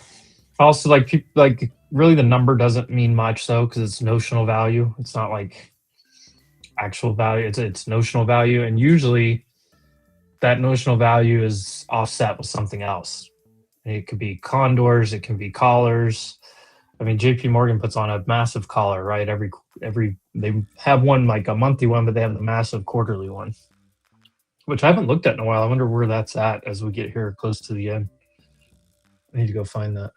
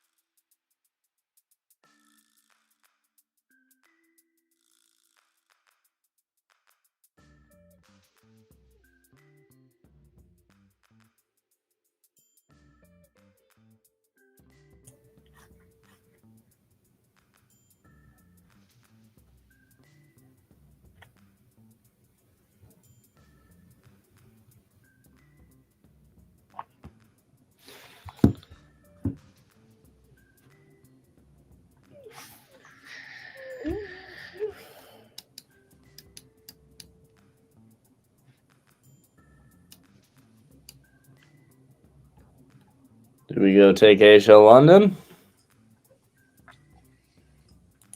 Nope.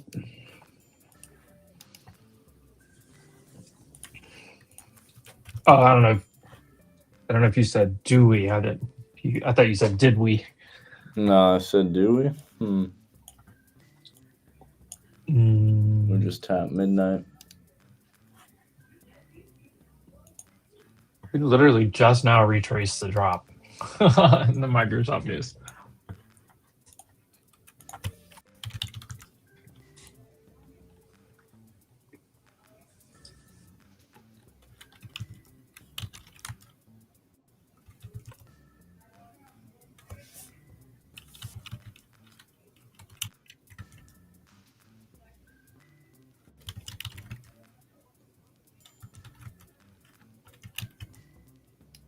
Yeah, I mean, unless you can get back to the mag, the top 10 mag 7 stuff, like, Amazon's got to do something, like Nvidia's probably got to do something. Apple kind of giving up this whole move today. That's probably not helpful. Yeah. Netflix doesn't look good.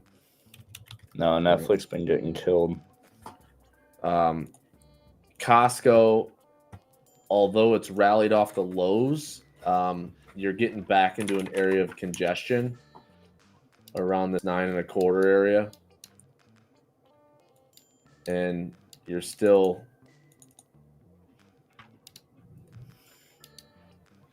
below these moving averages. Like, I mean, you're kind of in a,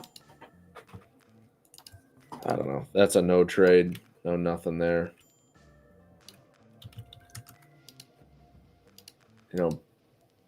Broadcom looks okay. I mean, AMD looks not good.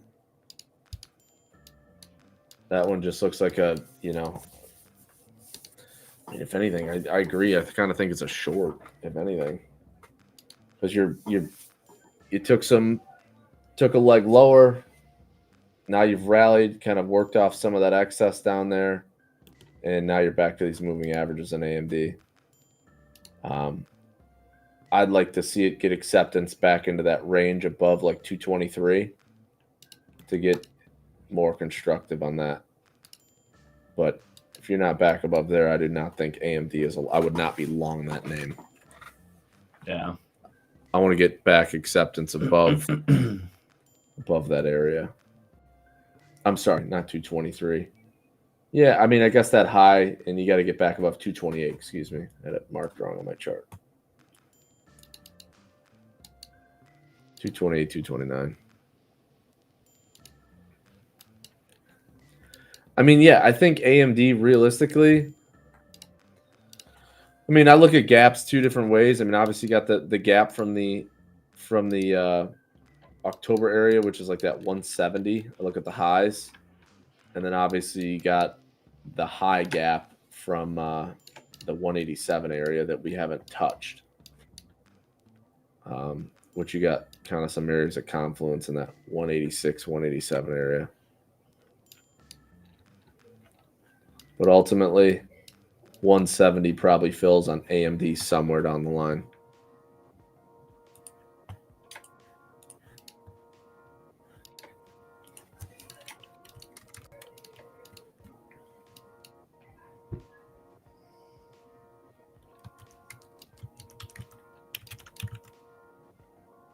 Yeah, energy, XLE's up again today. It's interesting because the energy stocks have done well in the past few days, but oil continues to not do that well.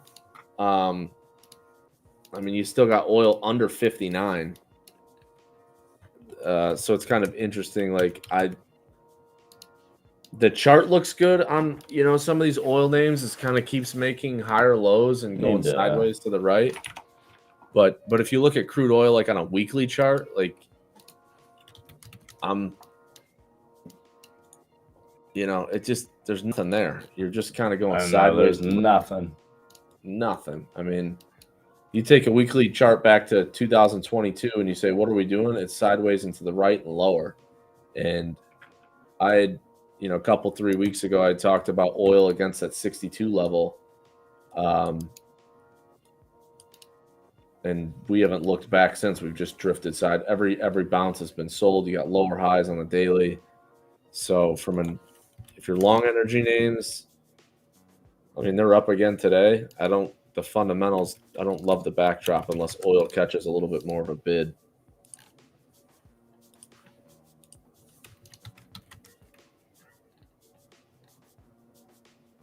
I do like, I mean, back to the bonds. Bonds did sell off on some of that Japanese news. I think that's probably a buying opportunity, maybe in TLT, and maybe some of the longer duration stuff. And then you add on top of that the weak ADP jobs number today. I think that's probably helpful for rates to continue to drift a little lower. So if you trade bond futures, not a lot of people do, but /ZB or ZBH26 is the March 30-year contract. That does have some trend line support here around the 116 area. And more cuts, and, you know, bonds probably be all right for a trade. Just want to find something I like.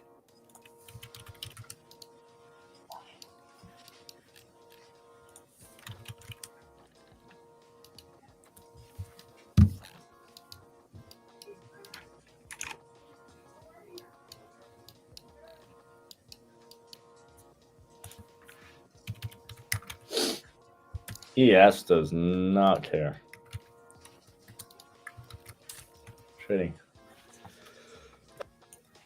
Trading all over these highs. Yeah, we're starting to get outside of this 3-day balance area we've had, which is right around that 68, 63. I want to see if NQ can take out those same highs that ES is already trading over. Looks like we want to. Right here.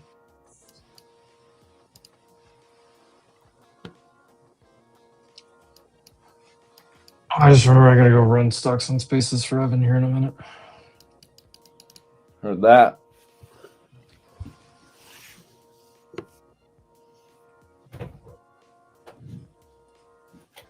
That's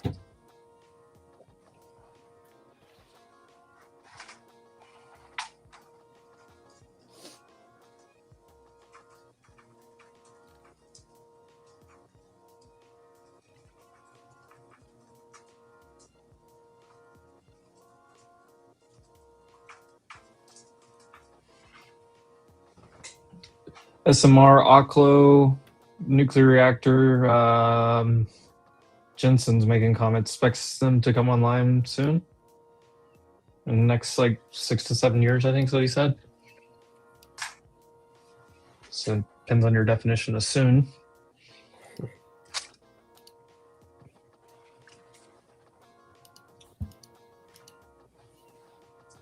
Any...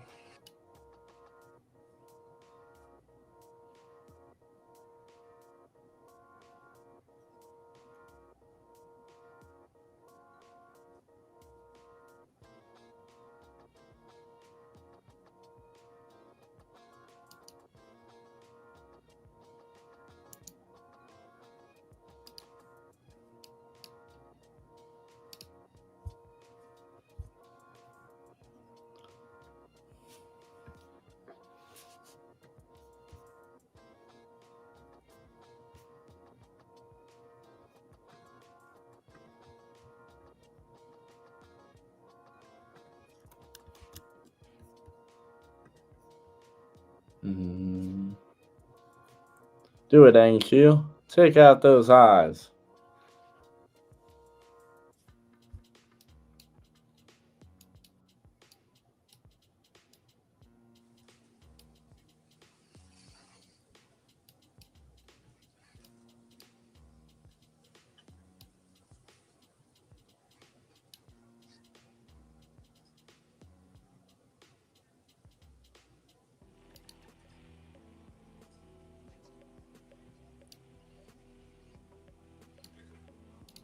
Oh, man.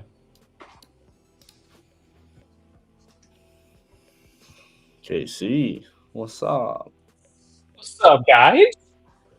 How we Duh, doing? dude. I bought ONDS this morning. Ondas. the WAP name, and then before I left for lunch earlier, ticker ABBV. I mentioned that one. I did grab those calls at 235, and it did just hit 230, and it's putting in Let's a go. beautiful daily reversal right now. Almost So I'm in. looks like it wants these highs up here. Yeah, so I'm in those $10 calls with some time on the swing. It's getting look at the 5-minute intraday just within the last 25, 30 minutes, dude. It's just, Yeah. yeah, dude, insane. Very nice. Very nice. Casey Aura. I agree. I agree. About to take out these highs. Can we do it? So close.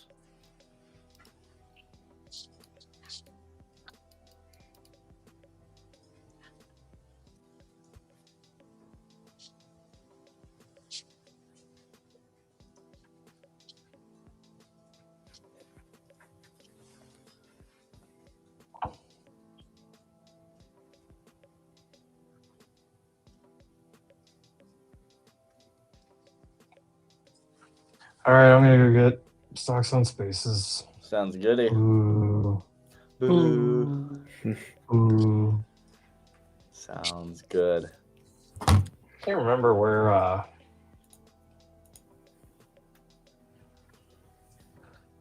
Evan's even at. I don't know. Traveling, maybe? He went to some event or something today. Hmm.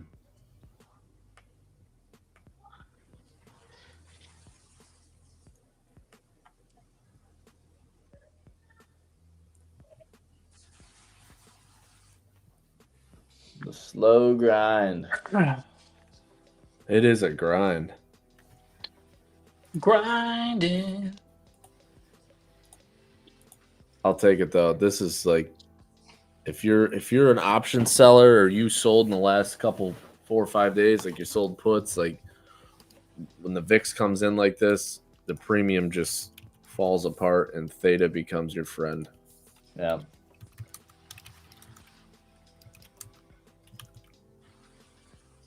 And sometimes that's good because when you don't have a ton of direction, these are great times when you can sell premium and you got range bound markets, strangles, iron condors, put spreads, stuff like that works really good in these type of environments.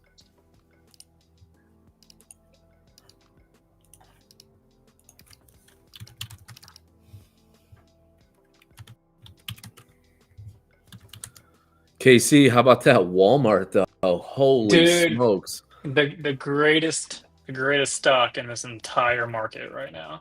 I was gonna send you a Walmart gift card for Christmas because my God, I mean this thing's been on fire.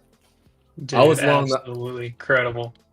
I'm long the 105, 115 call spreads into January, and I'd been selling puts around that 100 level that I keep doing like on the weeklies, and this thing's just a fucking monster.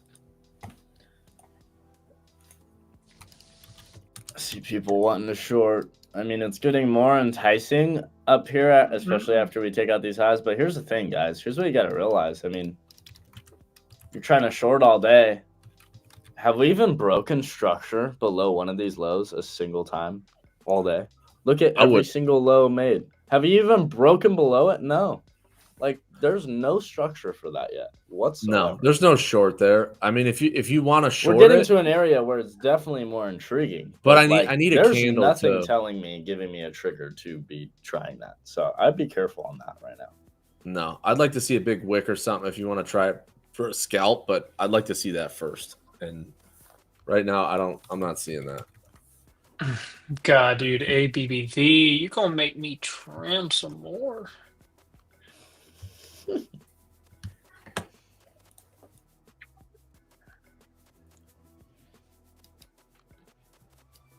I definitely think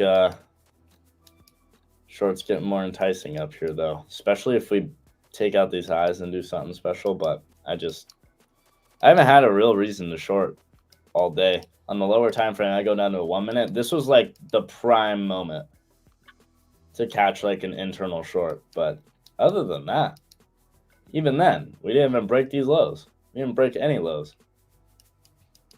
It's a tough short. Until we get some real confirmation, at least. You get Nara going on up here? Yeah, what's up, Nara? Hey guys, how are you? Doing good. How are you? Alrighty. Oh, wait, what the heck? Why did I hide this? Can I not put that on the back?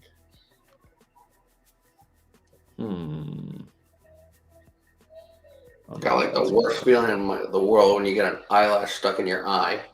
Oh, it's the worst. Yep, and you can't get it out. So, starting off the afternoon great here.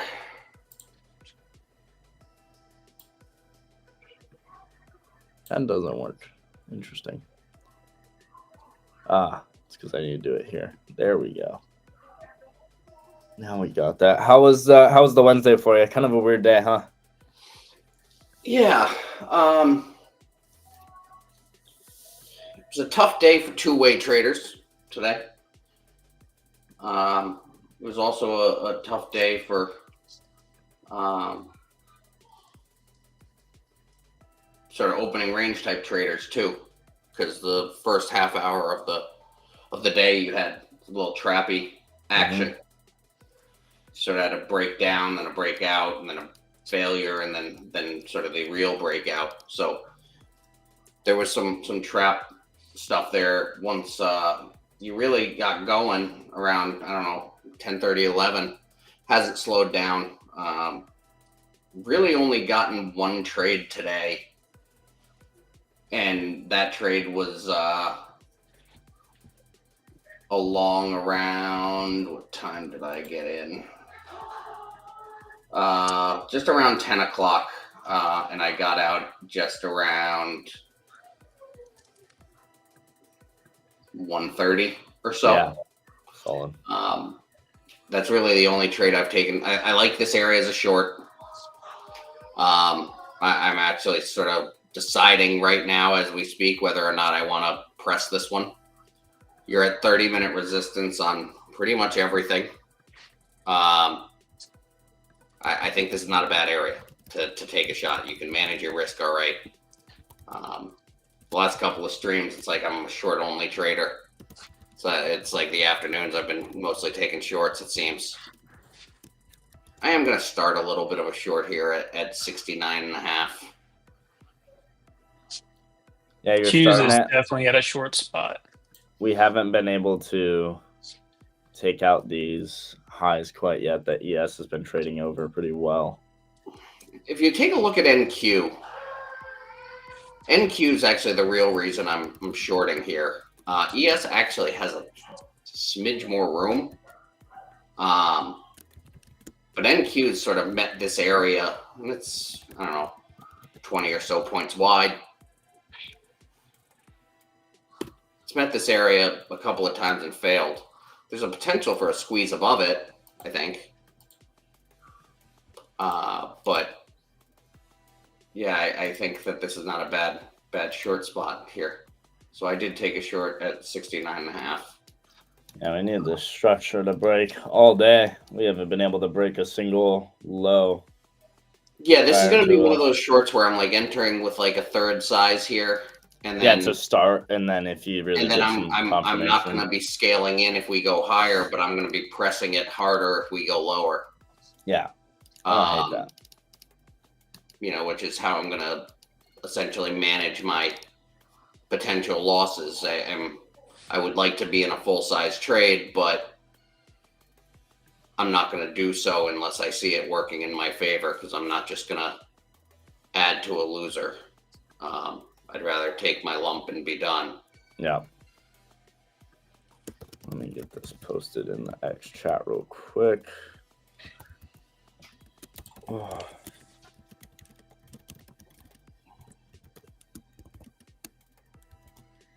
Boom. All right, I just posted that in the X chat and the YouTube chat here. The link to ClearEdge, guys, and if you're using code ACE, you guys can get $50 off for the first month. But Nara is the head man over at ClearEdge, and one of the head men. Yeah, I know Gov's a big part of it, and obviously Smooth's big part of things behind the scenes. But automation is really making a move into my life personally, and a lot of the traders on the panel now. Simply because, again, like, you're able to take trades and not be clicking any buttons and be golfing and be away from the screen and be handling other things. And, I know a lot of people have other businesses to handle. As you guys know, we're running live streams all day. It's nice to capitalize on other strategies, throughout the day when I'm done trading for the day in the morning, or maybe I didn't see any trades or didn't get any opportunity. So make sure you guys are looking into that link. We're going to talk a bit about some of the strategies on here over the next hour. Nara, if you want to share your screen, feel free. I'd love to see. Sure. We could break down some of the strats that obviously we've already talked about a bit, but I know there's new people hopping in all the time. Yeah. I don't think, did we get any trades today on anything? I know the Not balance on didn't really our do it, but strategy. I think we did. I think there was some small losers on some things here. So I run. We have 3 strategies that we offer for our customers, and how we sort of look at it is, one of the biggest questions that we get when subscribers first join is, well, what now? And where do I find a strategy, or what strategy should I run? What settings should I run? And so we made a decision a couple of months ago to add a couple of sort of old reliable type strategies to our repertoire and to our subscriptions. Those strategies are meant as sort of a foothold and to get your feet under you and to figure out automation, how it works, how it should work, sort of the tinkering that needs to be done. And I was actually having a pretty good conversation with someone today in our room, was about, there's this belief, and I think I had it when I first started, and I know all of our subscribers certainly have it, is that automation is going to be a really easy journey, and you're going to hit start and money is just going to pour into your account. And while there's still a learning curve. That would be great for business. Yeah. For us, if that were the case, it's also not reality. Reality is that automation, like any type of craft or trading or being an electrician or being a plumber, it takes some honing of skills and a learning curve. Now, is the learning curve I might stop out here. I might just take my stop out here if NQ breaks over this level, by the way. Ripping over these highs. Yeah, like 74, 75 is my stop on ES. Yeah. But the reason we offer the 3 strategies we do is they're very simple. There's no real frills to them. There's no disguising what they do. Gap fill strategy, it takes a trade, when it makes its way, when the price gets into the gap from the overnight session, from yesterday's regular trading hours close to today's regular trading hours open, New York session. You can set it up actually differently. You can take different gaps if you like, but as soon as the price gets in there, it's going to take a short or a long based on trying to go for that gap fill, and then it's going to have a trailing stop that comes in at whatever percentage of that gap that you want it to. And now let's go to that strategy here.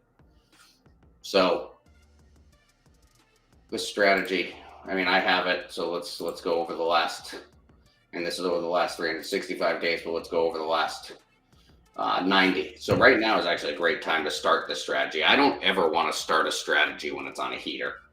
I want to start a strategy that mathematically is down.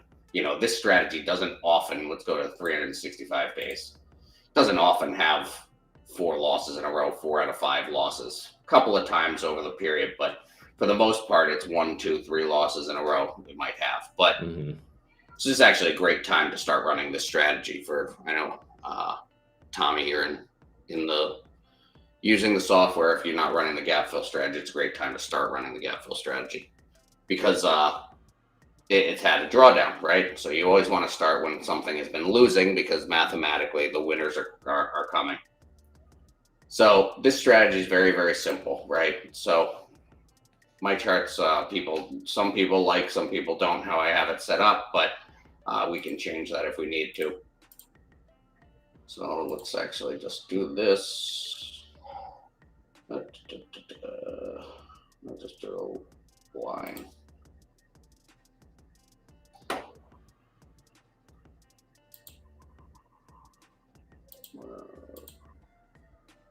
We're actually going to just do this. Oops, that's the wrong one.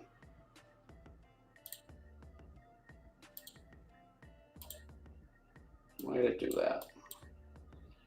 Give me 1 second. Oh, you're good. Oh, that's why.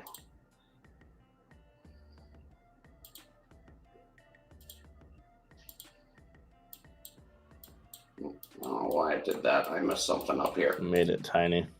Yep, I made it tiny somehow. So let's look at this strategy, right?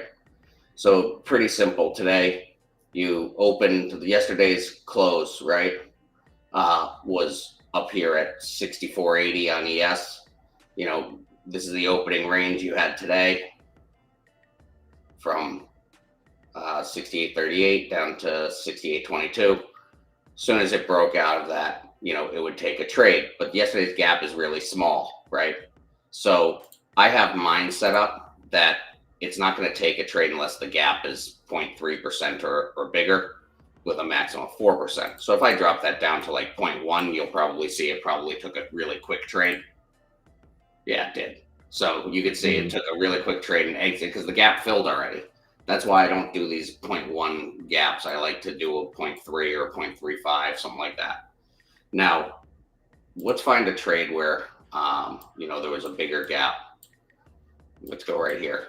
So this one here, you had the prior day's close was up here at 68.56. You had your opening range here from 68.22, low of 68.12. Got above it at 68.26. It entered along. It's shooting for this area up here, 68.55. Now, your trailing start is going to start kicking in at 35% of this gap, right? Okay. Yeah. For example, Smooth uses it, I believe he uses 50%.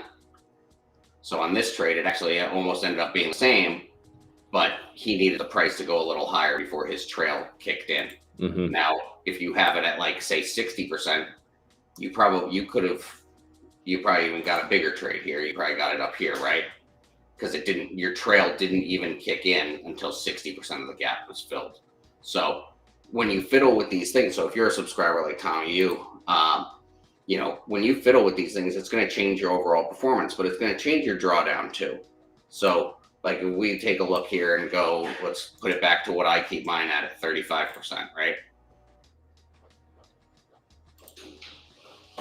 I make less money, but I don't draw down as much. Mm-hmm. Right? So that's, for me, an equal trade-off. Let's go to like 50%. You'll just see how it changes your overall back test. Now, this doesn't change my upside much. It doesn't change my downside much. I could do that and keep it at 50%. It's all about what you want to do and learning within sort of the structure of how your account works, what works for you and what other things you're running. Now, if you're running this strategy, you probably don't want to run the opening range strategy with it. So when I'm running this strategy, I don't run the opening range strategy that we have at the same time. A lot of times those breakout trades that get into these gaps, you know, that's also going to trigger an opening range type trade. Mm-hmm. So I won't run these two alongside of each other. I might run them on different accounts, but this is our opening range strategy here. This is what I mean. It chopped you up a little bit this morning. This is on NQ, right?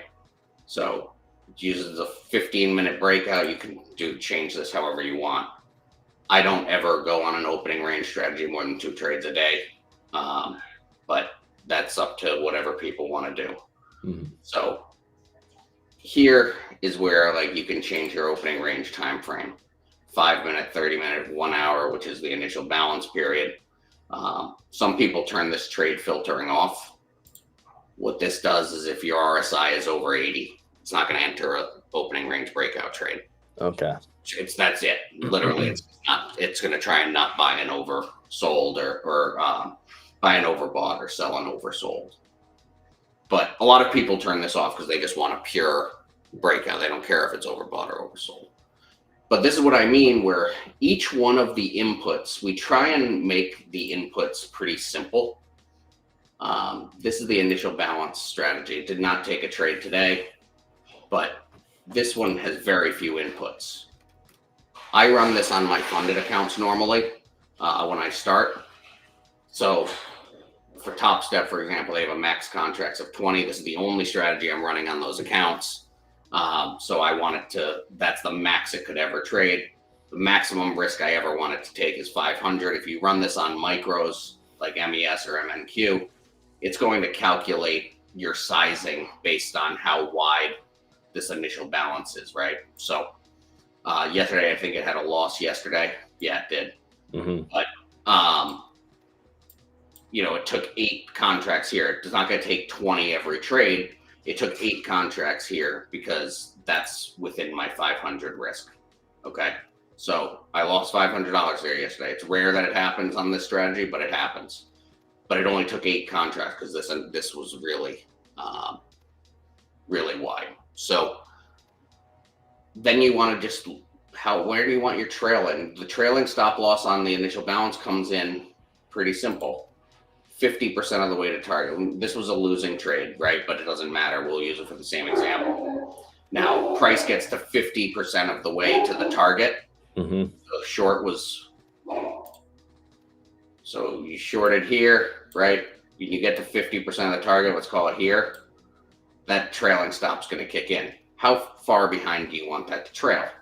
I do it at 3 points. Some people do it at a little more. There's people that I know run this strategy and they run it without a trail stop. Yeah. They don't just get the true data from conversation I was having with a subscriber today. My subscriber, he's actually a friend of mine, but he does use our software. And he was saying, you know, 6 months ago when he started automating every one of his trades with us was sort of when we were in the final stages of getting this company ready to go to market. He said, you know, I thought it was going to be like this really, really easy and simple thing. And what I found is that every single input of your strategy changes something and can change something for the better or for the worse. So let's use this example. So now those are our 3 strategies, right? The opening range, that initial balance, and then the gap fill. Now, I don't even know if you know this yet, Jordan, but in 2 weeks, I believe, maybe a little bit sooner, we have our marketplace opening. Oh, okay. I'm right here, by the way. So our marketplace is going to be, and I can actually show you the preview in our software. Let's see if I can, let me open the software. Yeah, please do. Just logging in here. This is going to be really cool, guys, because I know there's a lot of people out there are probably watching right now that have created their own strategies and are probably using them with ClearEdge. You guys are going to be able to sell those strategies on a marketplace here, which is a win-win for everybody. We're here. I think you guys can see it, right? Yeah, we got it. So if we go to marketplace, these are obviously coming soon. You can click on it. Doesn't do anything yet, but these are going to be strategies that are going to be available for purchase through our software. Now, this one is actually my personal strategy that's going to be up on the marketplace. So I can show you guys this one if you like. I run this one solely on gold, but this is probably the most versatile strategy I've ever ran. You can run it on gold, you can run it on silver, you can run it on ES, NQ, YM. You just have to fiddle with the stop loss and input sizes. So I want to show you guys sort of what I mean, where I say every little input that you adjust and change can be the difference between a strategy being profitable or not. Now, I think that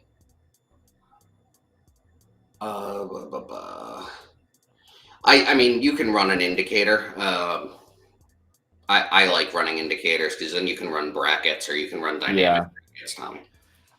So this is my gold strategy here. Now, this is the way I run it. It's not having a good day. It's having a good month, but it's not having a good day. Today is probably the worst day it's had in a while. All right. So if you look back, and we can actually just look at the list of trades, today's haven't come into play yet, and updated yet. Oh no, that's why. There we go. So last 4 trades on this have been junk, but you know, before that, it's done very, very well. Mm-hmm. You can go to the last 30 days. So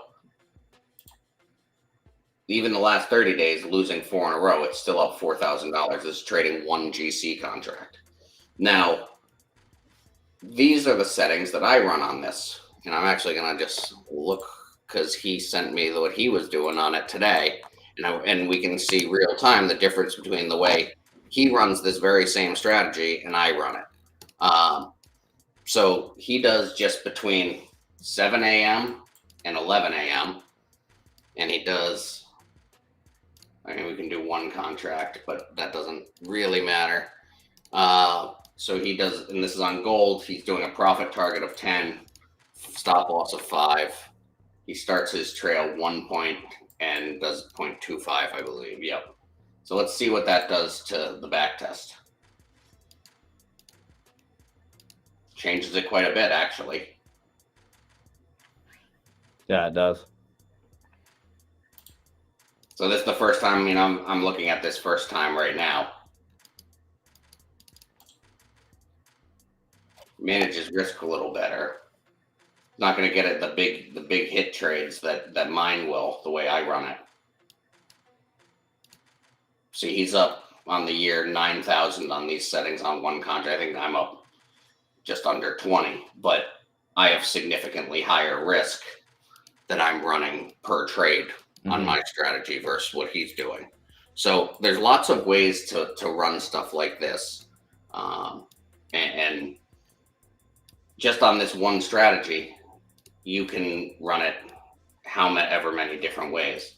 So I mean, the reason why I like this one so much, we can actually just show what I mean. Let's run this on ES.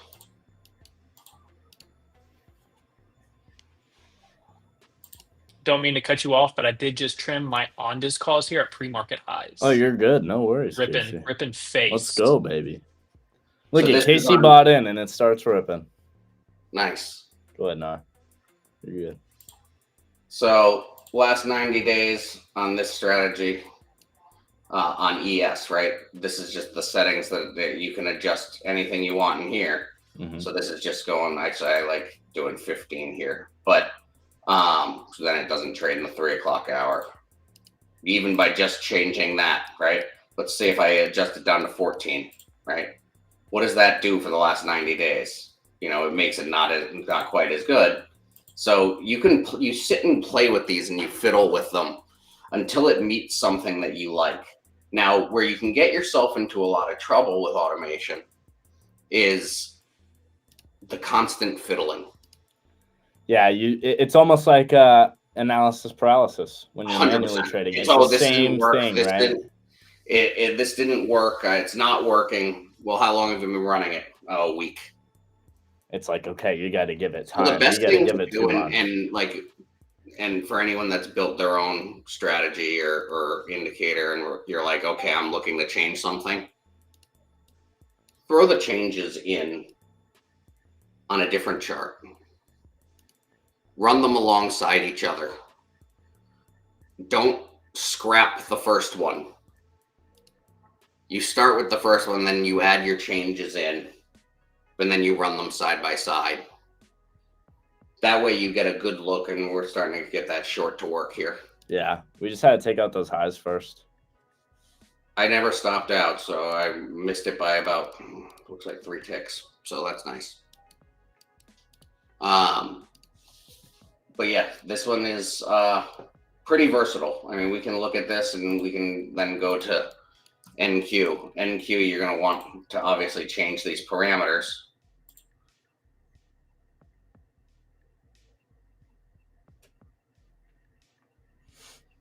Just because, I mean, you do not want an NQ trade profit target. Let's say it's profit target 15 points, and I'm just pulling this sort of out of my rear here. Let's do a 20 and 15 stop with a start trail and 5, trailing at 5. You know, I just made that up, right? Yeah. So that's not bad, actually. Damn.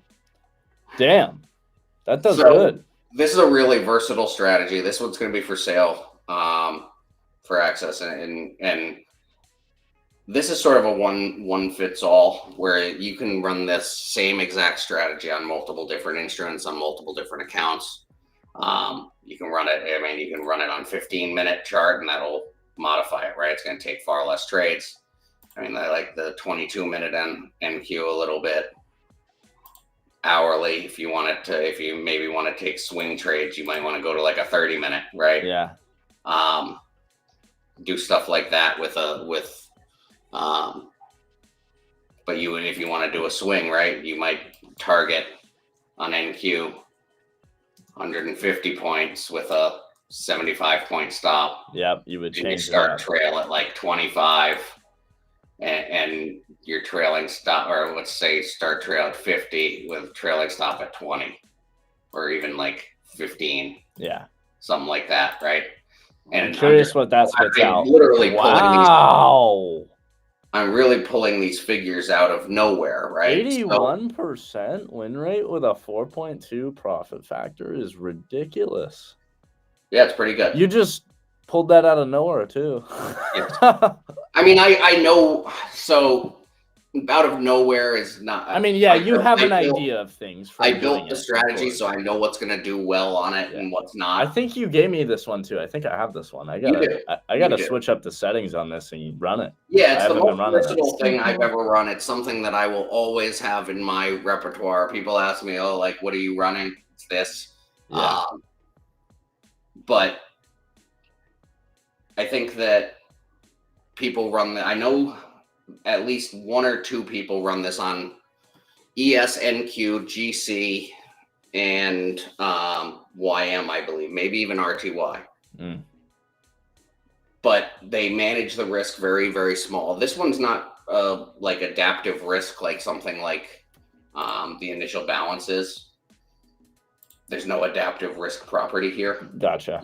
Meaning it's not going to adjust risk based on, or adjust contracts based on what you're doing. You're just going to have it take 1 contract or 2 contracts, or there's a little more manual inputs that you're going to need to do with like fixed stop loss strategies. This is another one that's actually going to be in the store. This is the one trade I took today because I've been running this strategy alone by itself on a couple of funded accounts. This is a 30-minute ES strategy. Today it took 1 trade, entered at, let me see, and I can look on my account too, but it entered at 68.47 on ES, exited at 68.64. And this one's adaptive sizing. So it took 2 contracts here. It's been down the last, I only run this on a 150K account. But it's been down a bit lately. So it is what it is, but these things sort of go through cycles, but every strategy does, right? Right. So this strategy, I mean, this is the last year on that strategy. Yeah. Damn. See, and that's what you're And that's That's what running it you were on, smiling yes, so about. I'm on a 150K account. It can run up to 5 contracts in a trade. But there are times where it will take losses. This is going to be available in the store. So there's lots of different things that are going to be able to fit your exact style. Now, I can show you guys the platform a little bit, but if people like, actually, I think there's a, what's Friday? On the 5th? You guys got a webinar? Yeah, Friday at 12 p.m. Getting started, talking sort of this type of stuff with us, one-on-one, asking questions. Tommy, I think that you should sign up for this one. You can go to the webinars tab right in your software. Yeah. Then sort of get more personalized time just talking about individual questions and stuff. So yeah, definitely make sure you guys are tuning into that. And remember that pinned link is the link to try out ClearEdge. If you guys want to, you guys can use my code ACE and save some money on that you get a 5-day free trial with that. So is it with the code ACE you get a 5-day free trial? Yeah. Oh hell yeah. Well, so you can try it free for 5 days, get started, come in the Discord. Boom. Test things out.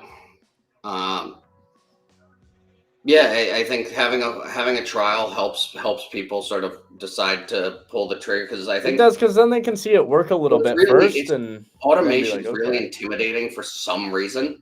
And I think the biggest reason is there's companies out there that do offer stuff like this, and they don't offer like the same level of support. There's maybe one other that actually does, but they don't offer that same sort of level of support. We really try hard to make sure that people understand what they're doing, how much risk they're putting in play. If you are running more than one strategy on an account, when you get started, you're asking for trouble. Yeah. You start with one and then you layer. Agreed. That's like, you start with too many, then you're all over the place and you find no consistency. You got to find some consistency first and get some confidence. And then you're like, okay, now I can add to that. Yeah. So I mean, stuff like this strategy, right? So I'm running this strategy on a 150K account with a $6,000 stop loss. The account has a little bit of a buffer. I think I'm at, I don't know, 9, 10K. I try and get a good buffer, because automation, you want as big of a buffer as you possibly can. So now let's use this strategy as an example, right? Last couple of weeks, it's been up pretty nicely. It's done quite well. Now it had this loss in here, 37.50. I have a daily loss limit on this account at 2,500. So I did not quite get there, but I maxed out at 2,500, damn sure. So same on yesterday, but I think I'm still at 157.50 on this account, and it's been running this strategy since I started this account. I don't know, 3 or 4 weeks now. But if I took this strategy and I layered something else on top of it, right? I took this and say I put this strategy has an NQ counterpart here that runs on a 22-minute chart. Now, say I layered these two strategies, right? Now I'm doubling my risk. What are the chances that these are the same strategy, right? But they're running on 2 separate instruments.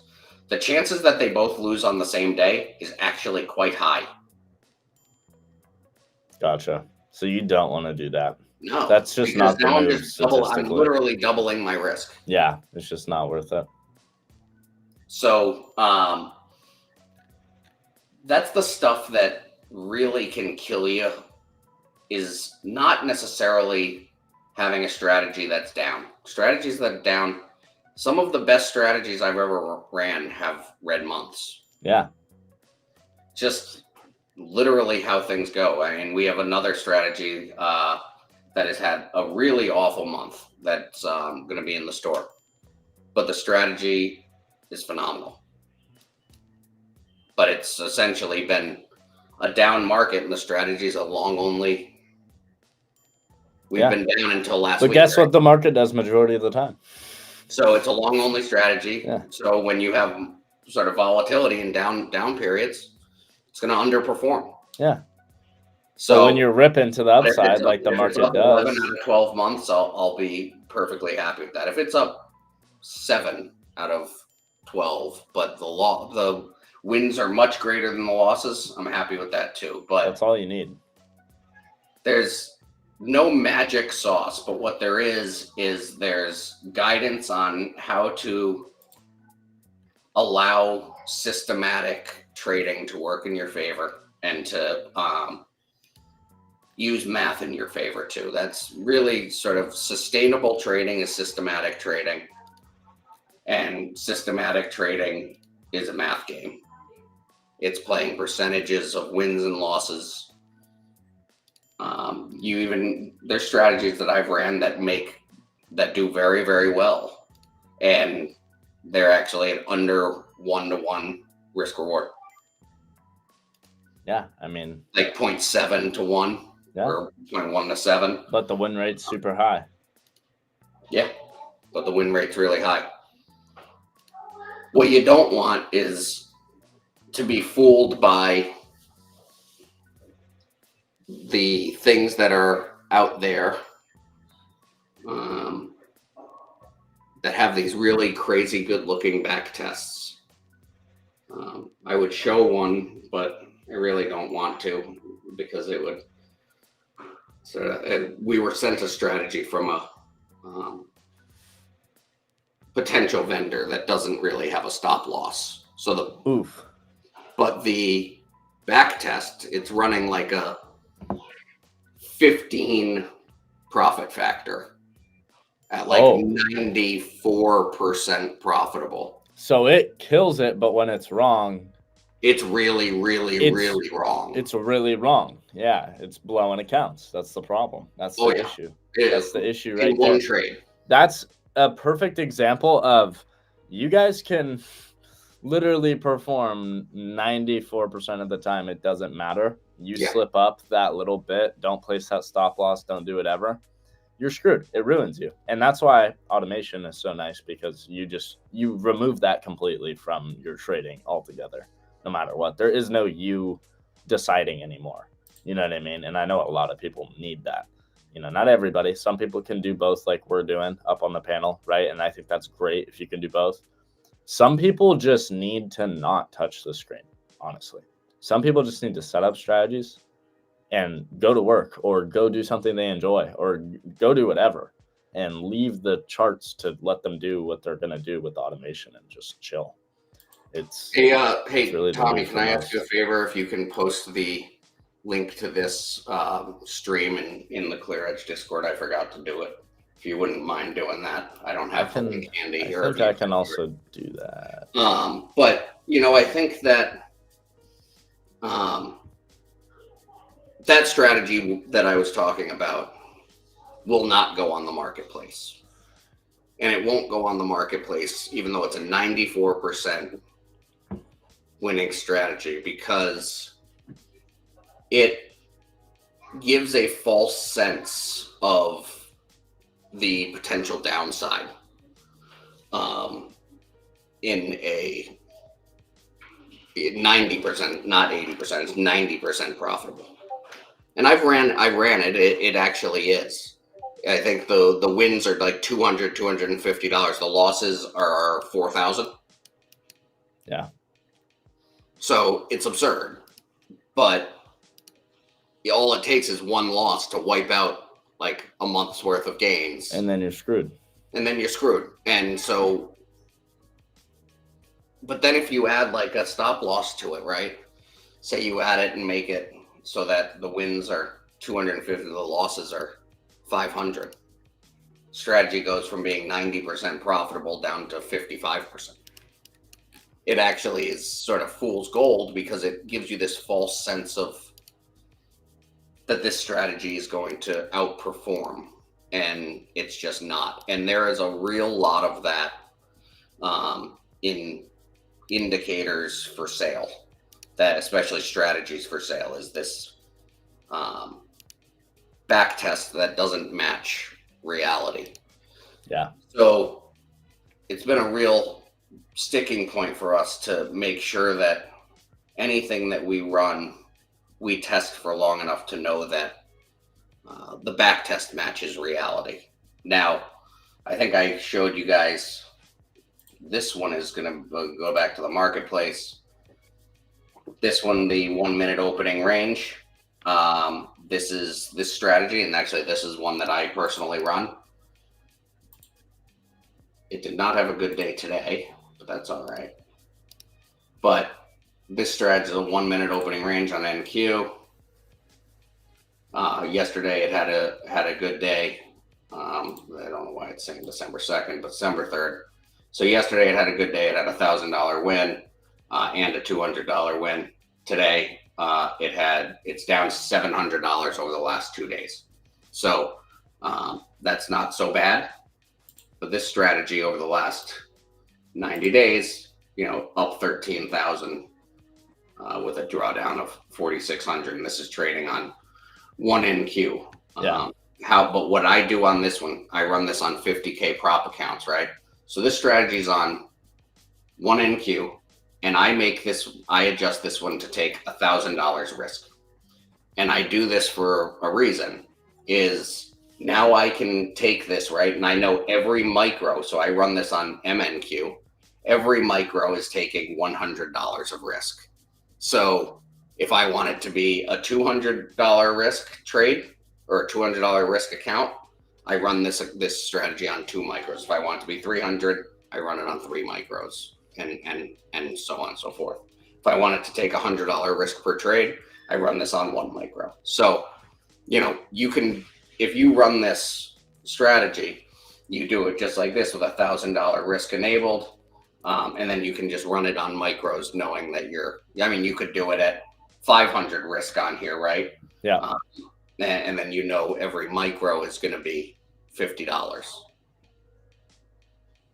But that's the move. Yeah, I really like this one a lot because it gets those sort of very start of the open market momentum moves. Like yesterday, it caught this long from 25,511 all the way to 25,570 ish. So what did it take to? Is that this morning? That today, it got a little chopped up. 2 trades and it took 2 losses. Keeping them small. So this one's gonna be for sale, but it's all about what you find to be your style. Do you want something that is a momentum strategy? Do you want something that's more of a mean reversion strategy? Do you want something that trades gold? Do you want something that trades, NQ or ES? Or there's lots of options. Yeah, there's really something for everybody, which is nice. Make sure that the options are all viable options that are constructed and sold by vendors that will provide support like we provide on our stuff. Because that's really important. If you don't know how to use something, you're not going to have success with it. Couldn't agree more. Casey, you got somebody in the chat wondering what you think of hymns. Hey, that's what I'm talking about right now on live streaming. Oh, really? I am. Someone just asked me the same thing. Also, ONDS hitting $9 here, absolutely flying. Wow. I did trim out and I have a stop moved up. ABBV, also new high a day. I did trim out and have a stop moved up. For hymns, someone just asked me, is there a Morningstar reversal on the weekly? Yeah, you can articulate one there. I don't really like the candlestick formation to be 100%, but it is sitting directly at equilibrium. There is a higher low trend line that it is reclaiming if you go to the higher time frame. If you go to your weekly and monthly chart on hymns, the only thing I don't like and what I'm waiting for is I could front run this trade on hymns. What would make me feel better is seeing a daily break and hold over about 37.2, 37.3. Once I see that happen on HIMS, I'm going to be looking at January to March 2026 calls for a swing. So I'm very interested in HIMS going long. Not sure if I want to front run it and get lucky with a potential gap up overnight, and it opens up above that. I'm already in the trade. I think I'm just going to wait for the actual move to start the setup and give me a little bit more confirmation on it. But I'm looking more bullish right now on HIMS at this spot for a swing. Yeah, I heard that. ONDS just got a rocket candle. I probably should take another trim here. Nara Grambo is asking, are the automation and the strategy separate prices? So yes and no. So no, in that we offer, oops, I don't know why I did that. We offer 3 strategies with our plans. So, well, with our top 2 plans, the advanced and the elite plan, one's 8 strategy or 8 agents. So essentially you can run 8 separate automations at a time and then we have one that's 15. Both of those come with 3 strategies to get you going. Those are included. Anything that will be in the marketplace, and granted, the marketplace hasn't launched yet. It's going to launch next week, I'm hoping. We have a couple more that are going in here. So those will be extra on top of the automation software. We do have a plan that doesn't have any strategies. For example, if a user just wanted to use our software and run a strategy that they get access to, and they don't want the 3 that we offer. Very few people that are successful run all 3 of our strategies at the same time. They actually, the ones that are most successful, they tend to pick and choose which ones they want to run. And they do that, and they build sort of a portfolio approach on a couple different instruments, a couple of different strategies with small size. So, but yeah, we can go to the profile page here. So this is like when you first log in, you'll go into this dashboard, really easy. You can actually just click right here, get your strategy tutorial video. Tells you how to set up our in-house strategies. Then there's the setup guide that'll bring you to the playlist that'll help you get started. But in the bottom left, you have this profile button. You just come here, you'll be able to connect your Discord. You'll be able to claim the trading view strategies here. You just hit claim button or claim strategies button, and then you just restart your trading view and those will show up.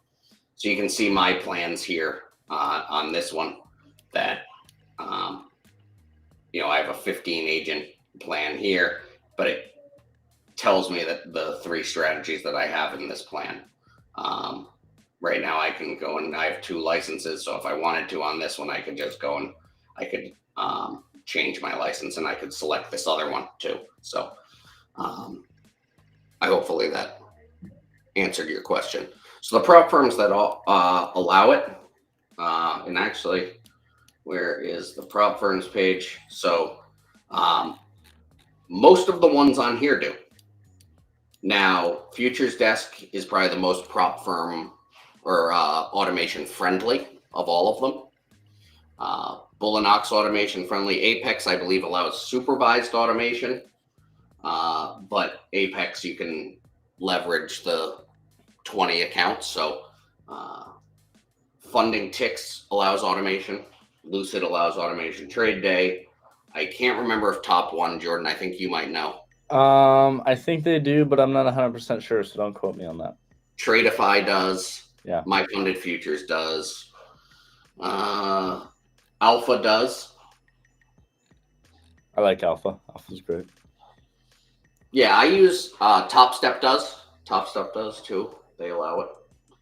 Futures Desk I really, really like a lot. The main reason I really like Futures Desk is they have static accounts where no trailing drawdown, no end of day, no anything. So it's like just it goes up to a max of 6,000 drawdown. For automation, those are the best accounts. I mean, I think they have click on our, let's see, I'm just gonna move tab, window.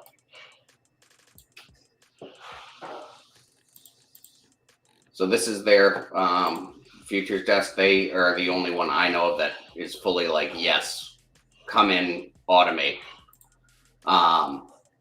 But they have these accounts. So drawdown, you go to static, and you can do the path to live funding. So I mean, you can adjust this. Like, let's go to this one. Let's customize this, right? Max drawdown of 6,000. You can put your contract limit. I don't think you need to go much higher than that. Say you want your daily loss limit to go away. There it is. Wow. You can really just do all that. That's very cool. Yeah. I've never seen that with any other firm. Oh yeah, this one's really good, Jordan. I'm actually surprised you don't use this one, because as soon as you go live, you pass, and their evaluations can be sticky. They can be difficult. Because they want you to show that you're consistent, because they put you to live capital pretty quick. Yeah. You can do daily withdrawals from them. Love that. But the accounts I use with them are like this one. The standard. So I go to a 3,000 drawdown. I want no daily loss limit, and I do eight days. 8 days to live. And so what exactly do you have to do to qualify to get to live there? Just pass the challenge in So let's make it 8 10 days, or it's easier, right? So 10 days, I need to make $6,000, I believe. in 10 days. $6,000 target, 3,000 drawdown. $600 a day. Got it. That makes sense. If you go over it, you actually don't benefit whatsoever. Interesting. So you just want to hit your target and get out, basically. Yes. Love that. Yeah, I need to try out some of those accounts. I haven't done it yet. I gotta get some. Yeah. Code ClearEdge. Oh, here my short's working. I'm gonna scale here. Yeah, it is. Let's go. Nice.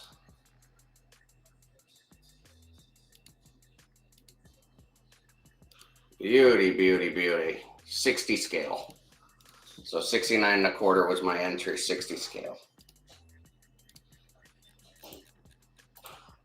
I love how none of the short really happened until we actually broke one of the short-term lows intraday. It took us all day. We didn't do it to even get moving here. Yep. All day we didn't break a single higher low to the left, and then we finally broke structure here into power hour, and look at that. Finally, it's second day in a row. I got a nice little spaces short. Nice. Or live stream short. So you guys, like, I'm not saying another scale here at 62 just to get myself ready for the end of the day here. I'm not saying it's stupid easy. I'm not saying you're going to catch top or bottom, but what I am saying is you can very much keep yourself out of trying to catch top or bottom by just simply waiting for actual like structure to be broken in the market. Whatever that means to you, you know, whether that's an actual structure shift, whatever vocabulary you use for those terms.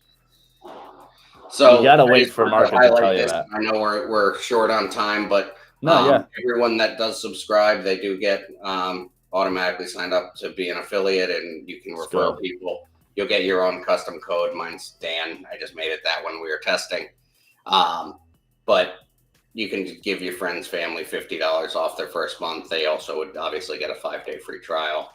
And you can earn 20% recurring commissions. So, you know, the best present you can give us is telling your friends about us. You know, really helps us and helps you too, and make a little money. At least you can pay for your subscription every month.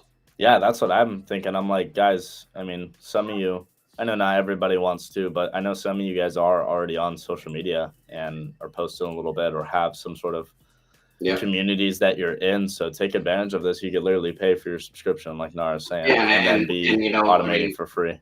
There's really two things that help us more than anything, and is you know, the words like people like Tommy saying that, you know, being supportive and helping us by saying what we do well and don't do well, so that we can provide a better service to people, and Absolutely. then referring others to our service is really incredible and helpful for us. So while we're a newer operation, we really only started in July.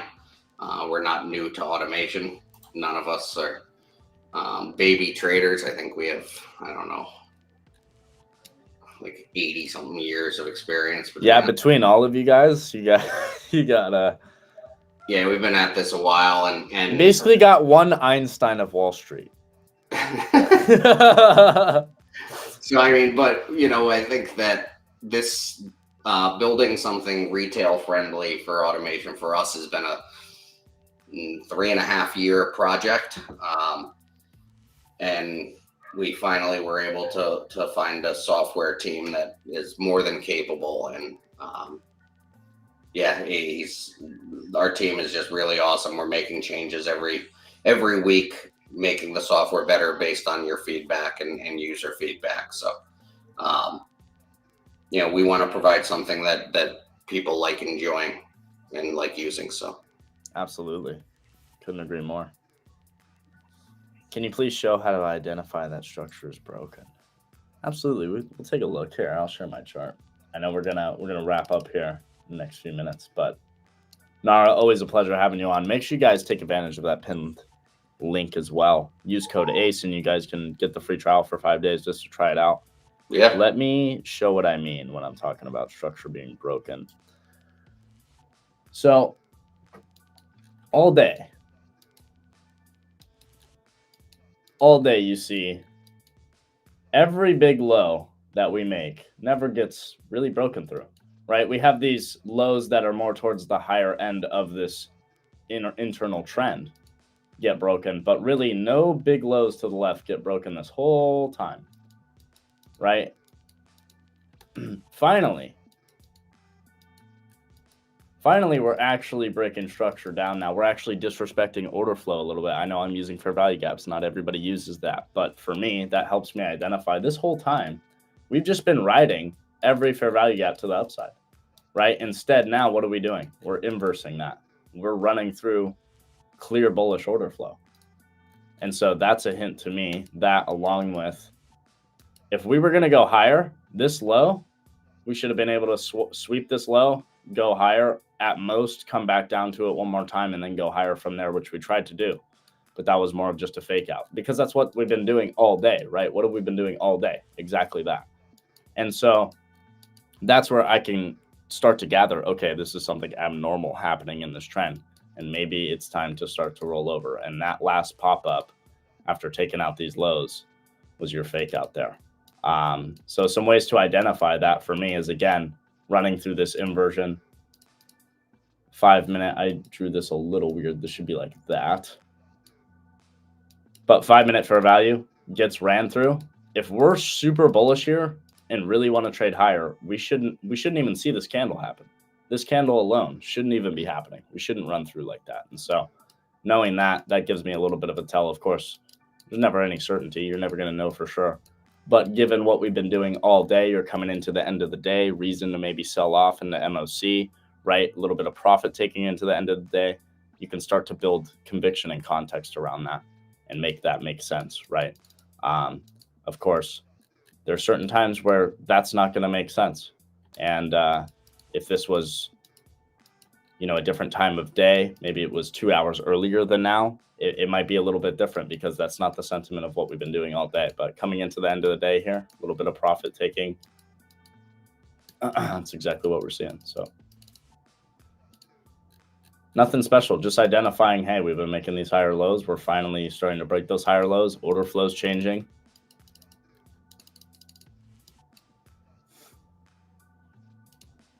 I'm sure we also have reason to retest lower, some unmitigated gaps somewhere. Maybe we don't. I haven't really looked.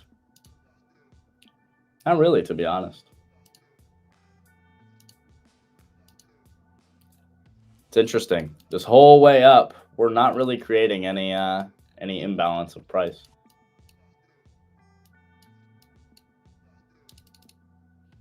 Hey, Tommy, just a quick comment. I looked at your thing that you posted in Discord there. I would try and run your stuff on TradingView MNQ1 versus MNQZ. That way you're running the continuous contract versus the front month. It's going to give you a little better, cleaner results on the signals through for just order execution. That's my advice. Just make sure you change your alerts. All right, y'all. Well, I think we're going to get wrapping up with the stream for the day. But it's been a good one. Shout out to Eva. Eva's hopping off, but she's got that that early morning stream that she's doing. So all you guys should tune into that. Gonna be early for the rest of us. I don't think I'll be up quite What yet. time is that, Eva? 7:30? 7 a.m. Eastern, 7 12 p.m. a.m. UK time. Maybe I will join you. Be talking about European markets. So yeah, come join in. If you've got friends or who do trade in that market, please do let me know. We'd love to connect with them. It's a great trading market. Yeah. Yeah, that'll be fun. I'll shoot Well, you a everybody message, tune Carl. into that. Make sure you guys are liking and subscribing on the stream. We'll be back tomorrow. Big shout out to Nara coming on. Make sure you guys are taking advantage of that pinned link I threw up there. You guys can get that 5-day free trial. Try out ClearEdge. See if it works for you. I always say, get an account, try the free trial, and see what it does for 5 days. Like, don't listen to us. Do it trial and error, and get the data for yourself. That's what I did. That's the best way to learn. Do it yourself. I'm gonna see it to believe it. I gotta see it, in my own accounts, and that's the way I recommend everybody to do it. So, big shout out to you, Nara. We appreciate you. We're gonna get wrapping up for the day, but we'll see. I'll see you tomorrow. I'll join you tomorrow afternoon. Sounds good. We'll see you tomorrow. Peace out, everybody. See you guys. Later. Later, Casey. See you tomorrow, brother. Later, bro.